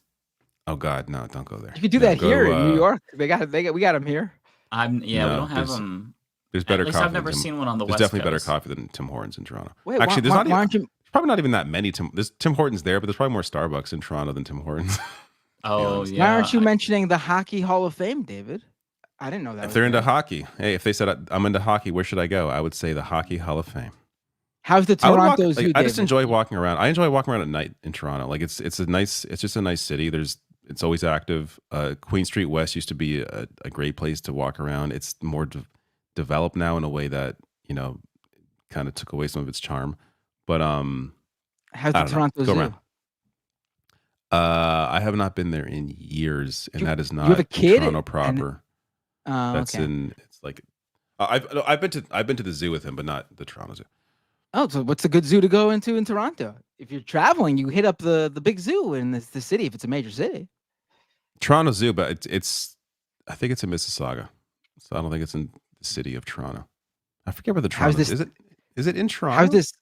How's this theme park, Canada's Wonderland? That is in Vaughan. It is great if you want to go to Vaughan, which is like half an hour, maybe half an hour north of Toronto. That's not far, man. Like where do you go when you visit places? When You don't someone drive says a Toronto, little I'm bit thinking of like downtown the city. I'm not thinking of like driving to Vaughan, which is 40 minutes away. Or Niagara Falls, which is an hour and a half away, or Mississauga, which is like 20 minutes or 10 minutes away. Could you, But as a these are all visitor, places outside of Toronto. I mean, when you're I an visited American. Austin, Texas, I drove to San Antonio because when else am I going to be down in that area? Well, if someone asked me, hey, what can I do in Vaughan? I would tell them Wonderland. If someone asked me, what can I do in Mississauga? I would say, oh, go to the zoo. Go get go some to Eaton healthcare. Center. Eaton Center Mall. There you go. Yeah, That's in what Toronto. Mike said, get yourself some health care. Take advantage. Get it while There, you're yes. there. Go to a Go see a hospital. dentist. You can go to the hospital I was born at. There you go. Oh, that'd be cool. You should go and be like, "Hi, is it true David Dole was born here? Can I see the room?" And they'll be like, "Sure, we'll show you." bring some like tomatoes. There's a to throw plaque up to there. the doctor who who helped give birth. Oh, Yeah. I don't know that doctor. I Thank hope you, I helped Tokyo out. Hans. 8 months. Kowalski says, in my opinion, I don't think the Democrats have a political agenda. I think they migrate towards power, and corporate America is not happy about the Trump tariffs. Bad strategy since it won't mobilize voters. You are correct.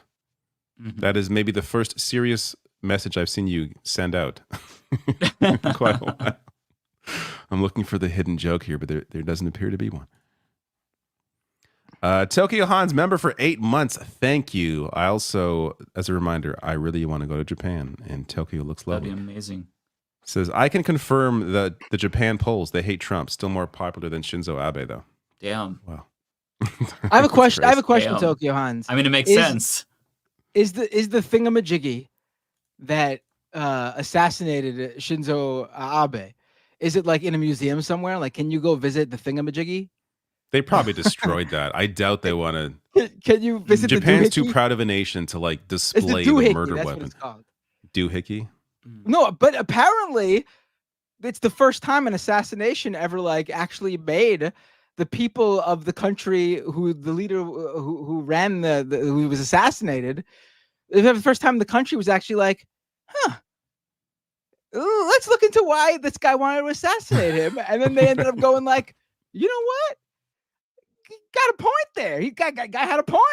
And There's they never a changed point it. for an act of violence like that. No, Trying to get us all demonetized on YouTube. I'm not saying that's what happened, but that's what actually happened. That's what the For country the first did. time ever. Be careful, Matt, because if Lives of TikTok is a fan of Shinzo Abe, then she's going to get you fired for saying that shit. I'm not So be saying, careful. Tread lightly. I'm not saying that. It is a fact that the country of Japan, after Shinzo Abe was assassinated, looked into the reasons as to why that assassin was driven to assassinate him. And it completely changed the politics of Japan because that religious cult group that ran that party was like defunded or whatever, like destabilized, was like disenfranchised, whatever it was that actually happened. Well, I believe you. To answer the question about Toronto, I looked things up that reminded me of things. The Royal Ontario Museum, the ROM, that's a great place to go. Castle Loma, it's like this old castle. You could check that out.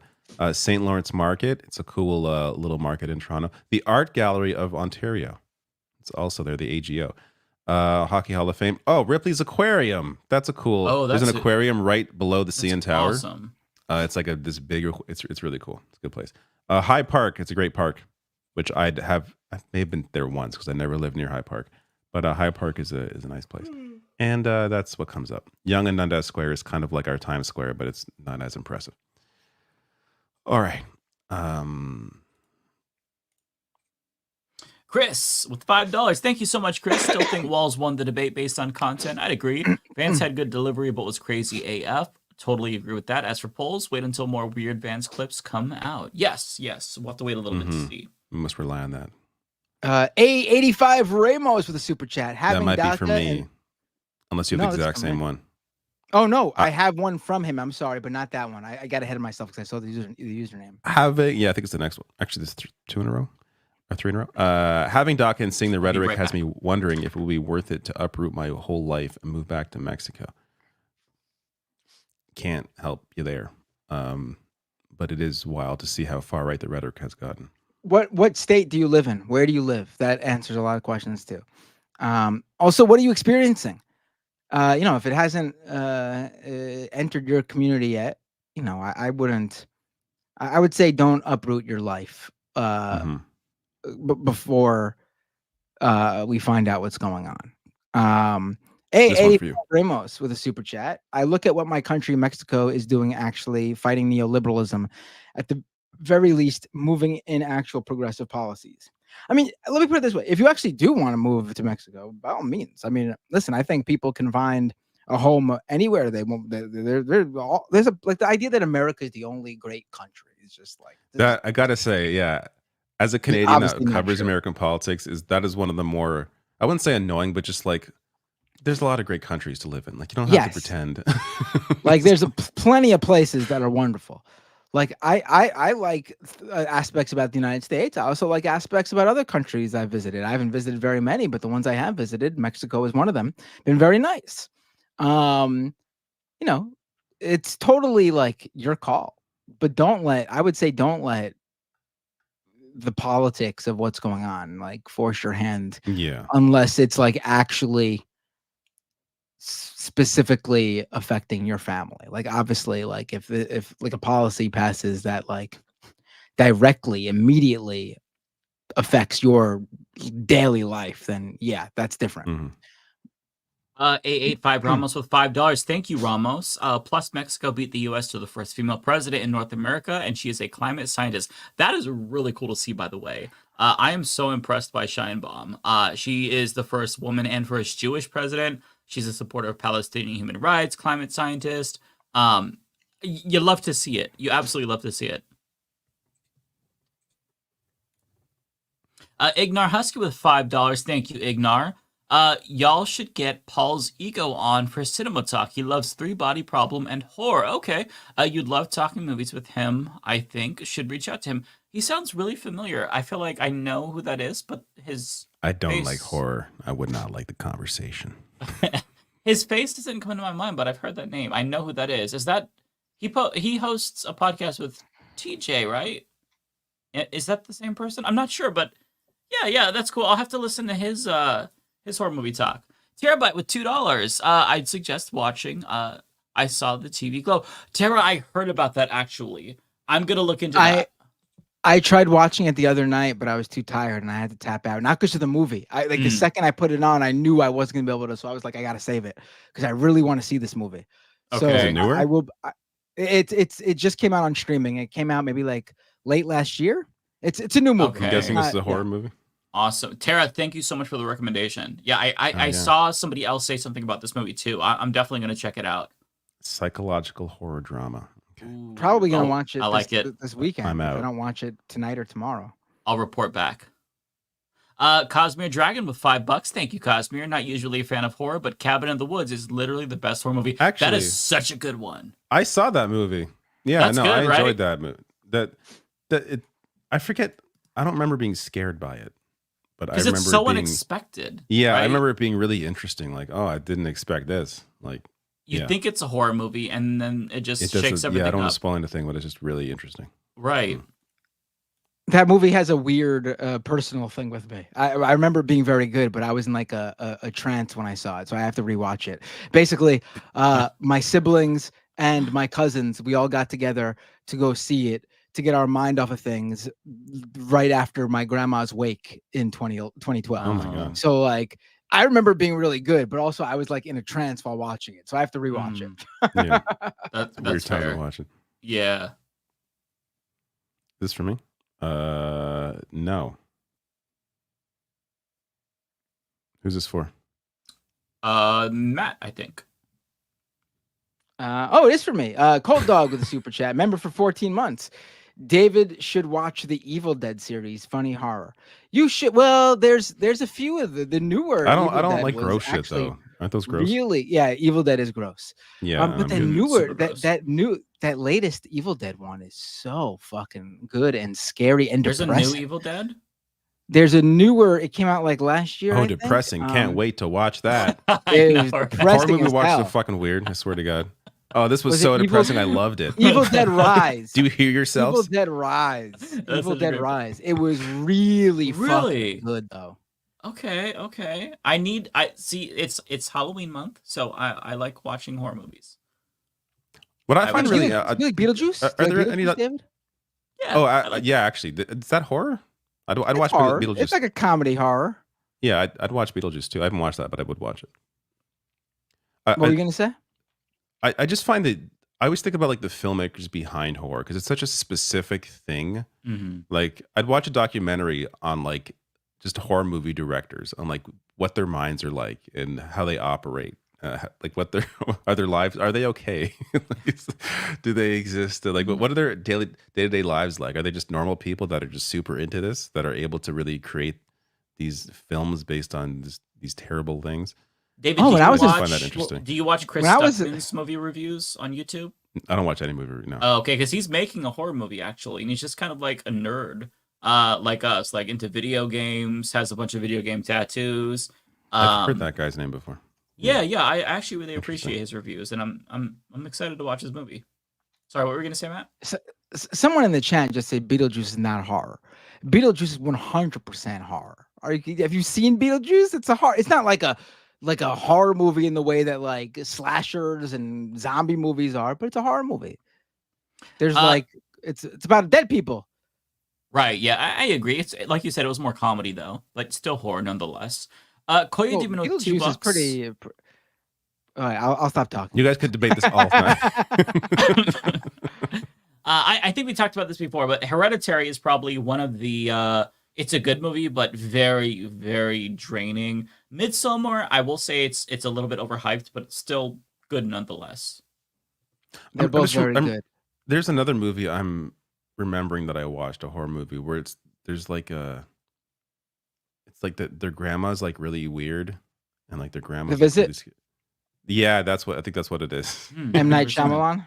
Yes, I think that's why I watched it. I'll watch his movies. I will usually watch because they don't tend to be too like scary horror. They're gory, just like interesting. Yeah. Mm-hmm. No, I like his stuff. I even his bad. I do too. That one was a little freaky to me though. I was like, that one was good. His grandma's freaky. Actually, I want to watch the new one. The new, which I don't think it's horror either, but the new one. It's shot in Toronto. And you could actually see my old apartment in in the trailer. No like one of the places. Like, I lived there. Are you in the window waving during the scene? Like, no, I think I had left by that point. Is that the one with Josh Hartnett, like about the pop star? That looks really good. Yeah, that does look good. Yeah, it looks weird, but good. Tokyo Hans with a super chat. Matt, I'm currently in the future at Game 7. Mets down by 3 till the 6th. Ray Knight runs in to win after a grounder from William Mookie Wilson. Okay. Listen, I know Japan is ahead of us, but I don't think you are approximately, what is that, like 10 days into the future? I think that's when a Game 7 would happen, like 10 days. Because the next game is until Saturday. Who are they playing next? The Phillies. We're going to be crazy. Mets, Phillies. It's going to be, yeah. I'm calling it. We're gonna see a fucking Subway Series this year. Our World Series is going to be Mets Yankees. I'm calling it right now. And the Mets are winning. Celeste, this one's from me. Celeste with a super chat. Watch The Uninvited. This is the second year I recommend it. It's not scary and Korean remake.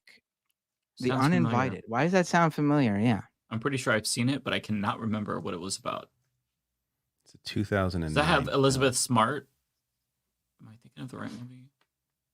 I don't remember. I don't know who that person is. I see Elizabeth Banks. Banks. Elizabeth That's what I was Smart. thinking of. Isn't that the girl who got kidnapped or something? Maybe. I knew it was an Elizabeth. I got the wrong Elizabeth. I'm so sorry to Elizabeth Smart's family. Elizabeth Apology Banks is the accepted. person I was thinking of. So Why does the uninvited sound familiar? I might have seen this. I was big into Frida. in the early 2000s. I was really big into Japanese and South Korean horror movies. A lot of people were Yeah. remember Yeah. that phase. But like I Yeah. wouldn't go like I would be the guy complaining about the remakes, the American remakes, because the originals were so good, and I'd be like, why can't Americans just fucking watch it with subtitles? They fucking go out there and ruin it. 'Cause it doesn't You're have the the same guy meaning. who's like, no, the British Office is actually better than the American Office. You should Oh, watch I the original never Office. I never watched either Office. I couldn't make it through a single episode of the British Office. It was so bad. They're doing an Australian Office though, so we'll see how that Yeah, I goes. saw the trailer. It was pretty good, actually. I did not watch the trailer, but I forgot to, but I'll check it out. Fritza, 199. Thank you, Fritza. I'm not a fan of horror movies. I do not bemoan anyone who don't like horror movies because I feel like it is weird that I like horror movies. I think David's point about it being like depressing and whatnot, like that makes sense to not want to watch that. So I don't understand why I like it, and I understand why you don't like it. It's not logical. It isn't. Celeste with a super chat. I thought this was David's chat. It was for him. Wait, this one or the previous one? I'm guessing the previous one. That's so well. Matt, send that money over. I'll take that. I'll do that immediately. Michelle Carpenter, imminent trouble source. I'm slurring my words because I'm getting tired. I'm sorry. That's me right now. $4.99.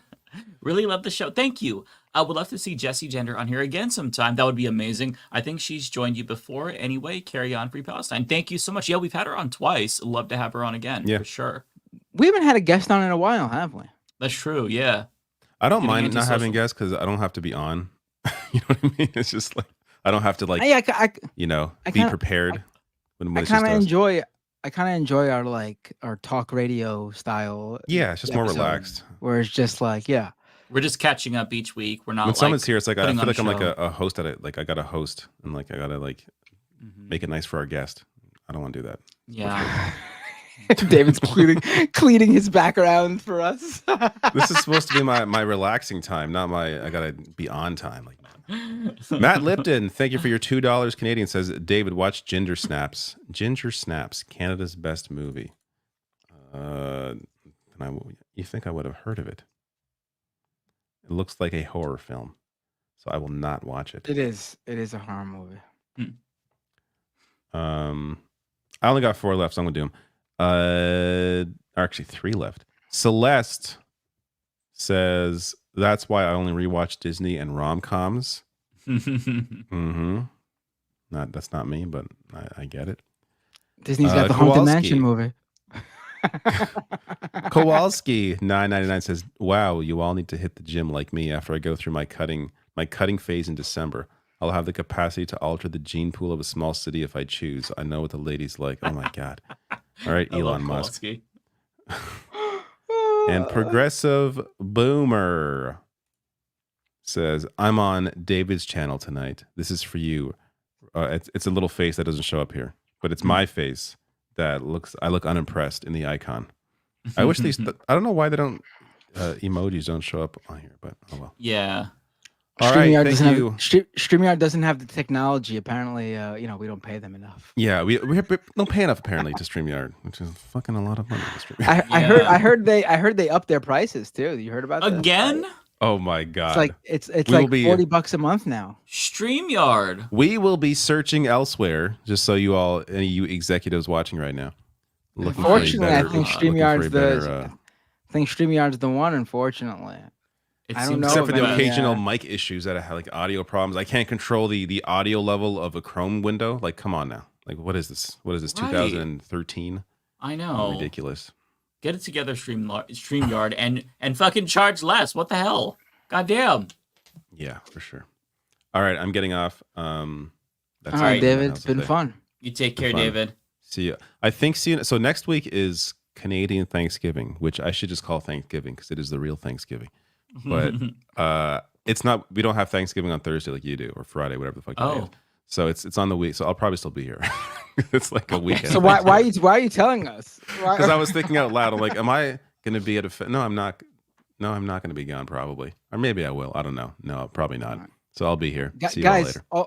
Also, next week is Columbus Day / National, what is it, Indigenous It's Peoples Indigenous Day? Peoples Day, not Columbus Day. I Right. don't even Well, know who I'm that just is. for the On Italians Monday? out there, for the Italians on Monday. So I just want everyone to know Italians. because of that, I will be here on Thursday. So don't worry.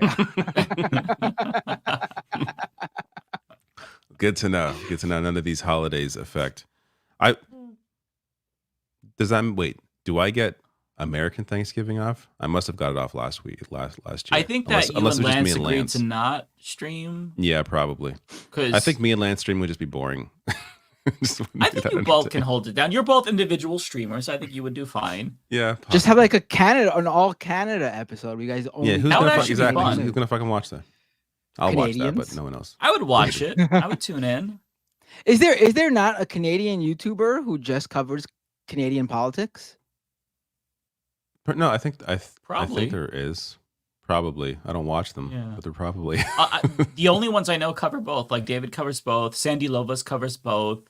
Lance covers both. That's the only Canadians I know, unfortunately. I find it hilarious. Like, people like message me like, you should cover this thing and happening in Canada. It's like, I started this because of my interest and knowledge of American politics. Like, people think I'm Canadian. I must know what's going on in BC. I don't fucking know what's going on in BC. There's a conservative party that's apparently gaining power or like doing better than the liberal party, whatever. I don't fucking know BC politics at all. Just because I'm Canadian doesn't mean I fucking know BC. Lance knows exactly. BC. Lance is the BC guy. He knows. Anyways, You're East Coast, why am I going West on? Coast. Good night. Good night, David. Peace. All right, so we've got this one. I think this is for me. Thank you, Fritza. $1.99. I'm enjoying this conversation. Hi, Rebecca. Thank you so much. Shami Sengupta with $9.99. Thank you so much. Know Your Enemy Pod had on 2 uncommitted founders, Waleed Shahid and Abbas Alaway, spilled the tea on pro-Palestine DNC speaker, said Dems and Harris campaign institutionally Islamophobia. I'll have to check that out. Know Your Enemy Pod. Wouldn't surprise me. Yeah. Yeah, I would like to I know. what they have to say. I know Waleed. He worked on the Cynthia Nixon campaign, and so I worked alongside him. No kidding. Yeah, that's a really good guy. cool. He was with I enjoy Justice his Dems. content. Yeah. We have one from Chris Corcoran. There we go. From me. I mean, Thank you, Chris. it's no surprise that the Democrats and their campaigns are Islamophobic. I mean, this country They've been pretty Islamophobic. openly Islamophobic too. Like the Democratic Party has just been so bad on this. I've mentioned this before. Like, I think honestly, like in terms of like mainstream xenophobia, like anti-Arab, anti-Muslim, racism, xenophobia, whatever you want to call it, is like the only one that across the board is deemed as acceptable, whether you're Democrat or Republican. Yeah. Like if you are like other marginalized groups undoubtedly experience tons of racism, but there is a substantial portion of people of some sort of ideology that says like this is wrong. But both major parties are super fucking Islamophobic and have anti-Arab racism seeping through them. Like there's no one there for that. Yeah. Rashida Tlaib had to intervene to try to put pressure on Biden to help get an American out of Lebanon. It's just it's very fucked up. So I would like to see that because that sounds interesting. Chris, thank you so much for the $5. Zateo interviewed someone who said she heard people like Blinken have belittled Kamala. The Biden admin seemingly doesn't care if they fuck with her race. I'll have to check that out. Zateo is putting out amazing content. I would like to hear that, and that doesn't surprise me, honestly. Fritza Jacques, thank you so much. Wait, again. what was that? I missed that one. I'm sorry. What was it? That's Zateo. Zateo did an interview with somebody that said that Blinken is belittling Kamala. I'm assuming behind the scenes, and they don't care about her campaign. They are. There's no doubt about it that the Biden administration is actively sabotaging the Kamala Harris's campaign. There's just no. Yeah. How do you say you're trying to strike a ceasefire deal between Israel and Hamas, and then Israel goes ahead under your administration? Israel goes ahead and bombs Lebanon, Yemen, their trying to stoke another war, a war as well with Iran. In October, like, how are they not actively sabotaging the fucking Democratic Party's campaign, which is Kamala Harris's campaign? Yeah, Everyone I don't know if should you saw realize it. that. Somebody shared an excerpt. I don't know where the article came from about Biden saying that behind the scene, it was one of those articles like Biden mad at Netanyahu, like, you know, the bullshit articles we've seen. But it said Biden suspects that Netanyahu is trying to help Trump. And it's like, well, then do something about it, dummy. Like, what so you aren't oblivious, but you're just okay with it? I wish I knew where the article came from, so I'm just kind of spin from the dome. But yeah, it doesn't surprise me. Also, Chris Murphy was on, I think, CNN, MSNBC, one of them, saying the same thing, that he thinks Netanyahu is helping Trump, but yet no policy change. Fucking wild to me. But Fritza, thank you so much for the $4.99. I'm planning to go to Haiti for vacation. My family spoils me rotten whenever I go. This super chat is crazy tonight. Well, hey, if you go, I hope you have a lot of fun. That's awesome. We also have another one from Fritza. Thank you so much, Fritza. $1.99. Rebecca's Haitian card back. Football, not soccer. But see, if you're in the U.S., you really do have to refer to soccer as soccer, because then people think you're talking about American football. Like, I get it. I think it should be called football too. But if you're talking to an American audience and you start talking about football, they're gonna assume you're talking about American football. It's just, listen, my favorite sport's soccer. I play soccer. I gotta call it soccer because otherwise people think I'm talking about American football in this country. If I'm somewhere else, I'll call it football. I will say it just makes more sense to call soccer football because, I mean, you're literally kicking a ball with your foot, so why not? But the fact that we have this weird cultural thing is fucking stupid. But I agree with everybody internationally. It should be called football. We've got this no message from Seagallo 25. I'm not It's sure for who me. this is for. I think it's for me, and they took the message away. Thank you though, Seagallo. I don't know if it even. Okay. I don't know if you take it back, do you take back the money too? But either way, I appreciate the sentiment, whether you gave me the money or not. They retracted the message, so I don't know if that retracts the money as well. Okay, we have okay, this one was for David. Thank you so much, Obsessive Audio, for becoming a YouTube member. Really appreciate that. 5 gifted subs to you from Thank you, Tokyo Hans. Hans. Very cool. You can tell Mike wants to get out of here because he's starting to read mine, so I don't go on my my ramblings. I'm just checking out because I'm getting late. It's getting late and I'm getting hungry, so I just kind of like go through the motions and I just start reading automatically. But it's okay. I'll help you get out of here. Okay. Autistic Goblin, thank you so much for the member super chat. Mike, have you played Control? Creepy and weird, but so good and short. Them undecideds. I know, the fucking undecideds. So I tried Control. I played it for like an hour. I didn't give it enough of a chance. I do want to revisit that. So I'll have to check it out. Also, I haven't played the game that you sent me yet. I have downloaded it, but it looks amazing. I thought you were the first thing I thought of when I saw this comment was, I was like, oh, you referencing those thick, short, stacked goblins. In what way? Creepy and weird, but so good and short. Oh. That's a kind of a throwback. Short stack, thick like a goblin, creepy and weird, but so good and short. That's me freestyling. I love how we just become delirious after 8:30. Like as soon as it's like 8:30, boom, we're both like we're effectively high. Okay, so EJ, thank you for the $2. Have you seen Anna Kasparian's Unaligned Substack? Yeah, so I forgot who got the super chat, but yeah, I watched the Vanguard video on it. Vanguard, look, they've got all the tea. I try to keep up to date because without them, I would not know what's going on. Terabyte, $2. I love their Substack is called Unaligned. Like totally like Jordan Peterson, Dave Rubin style name. Like what the like unaligned, like in the middle, not centrist, left, not right, not yes, forward, I'm unaligned. Yeah, I mean that's how it starts, right? You always start as a centrist, or a classical liberal, as Dave Rubin put it, and then it's off to the races, baby. A couple years, you're a multimillionaire, espousing right-wing talking points for the Blaze TV. We'll see.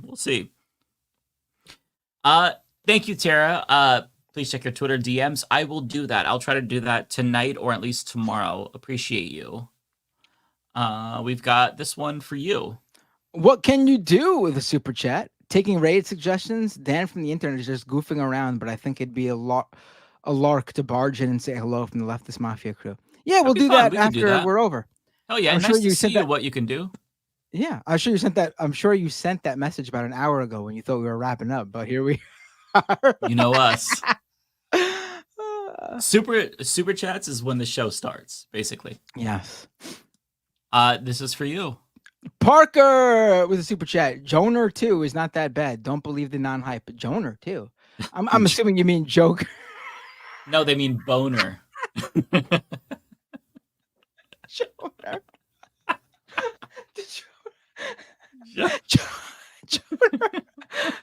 Thank you, Parker, for that typo, because I'm fucking laughing. I don't know why that's so funny. It is funny. Joner 2, though. I missed the first Joner.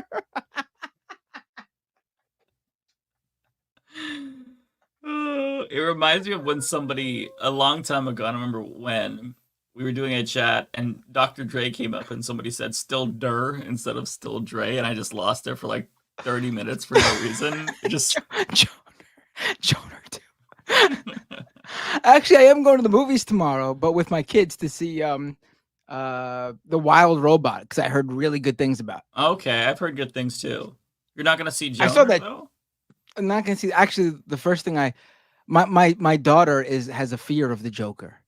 I don't know why. She had a bad dream that she says had the Joker in it, and she's absolutely scared of the Joker now. So as a joke, I told them, guess what? We're going to the movies tomorrow, guys. And they were like, yeah. I was like, guess what movie we're going to see? And they're like, what? I went, the Joker movie. And they started to cry.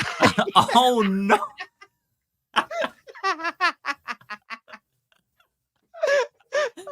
Damn, you're like ruthlessly trolling them. Okay, so I think that this one is for me. 180K Chan, thank you for the $5. I fear with so many Republicans supporting Harris might get more dinos. Yeah, I kind of wish that they weren't a Big Tent party and they did do more gatekeeping, because the more you open the doors to Republicans, the more that the ideology skews right in the party. And we were starting to make some progress with, the success of Bernie and popularity of like AOC and the squad. So it absolutely does worry me a lot. Now, that is my last. So the rest are for you. Oh, wow. All right. I told them immediately, by the way. I hear people saying what a horrible person I am.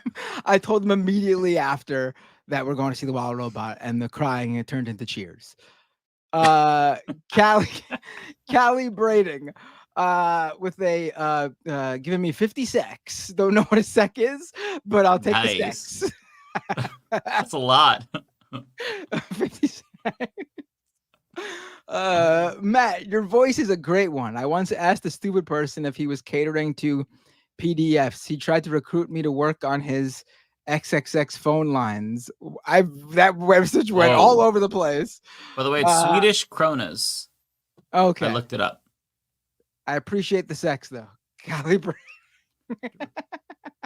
oh my god, it sounds like that person you were talking to legit might need to be like on a fucking list. Yeah. Also, very bad segue from Matt. Your voice is great. That reminds me of the pedophile I was talking to. Don't do that next time to me. I was confused while reading. But thank you for the super chat, though, Callie. Looney Tunes 9000 with a super chat. Update from the letter hack, in part from his Twitter. Day 7, no power. Started drinking at 2 p.m. today Eastern. Fear Notre. I shall return tomorrow. Wait, where is he? I didn't know. I don't know what his state he's in, but I saw that he has not had power for 7 days. Oh, he's in South Carolina. Oh. Man, I'm so sorry. Everybody, as soon as he's back on, send him so much love. Let me actually read the entirety here. Day 7, no power. Started drinking around 2 p.m. today, Eastern Standard. Please refer to me now as Noodlebeard the Ramen Pirate. Beware my flag, a Jolly Roger with LH carved into the skull.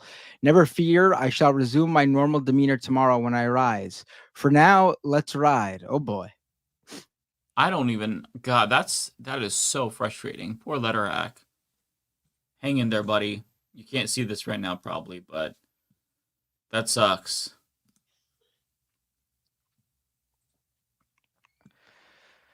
Tokyo Hans with a super chat. The gun is locked up. You mean the doohickey is locked up in some police station. Got it.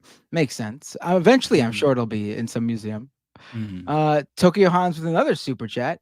Not YouTube, but Canadian news Twitch streamer Hildebeest is great, and she bakes cakes. Oh, I'll have to check Hildebeest out.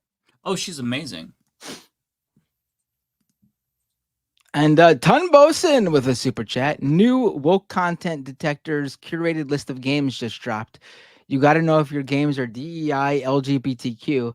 Protect your games from the woke mob, LOL. Is that true? Do people have like a list of like woke games or something? Yeah, I'm not sure if this is what Tom Boson is referring to, but there is like a Steam list of games that are either they had people from Sweet Baby Inc. Work on it, or they're woke, or they try to push some woke shit. It's very, very stupid. I feel like I don't know how much of gamers it is. It's got to be a sizable portion, which is embarrassing as a gamer myself. But yeah, it's very dumb. There's a lot of problems in the gaming industry.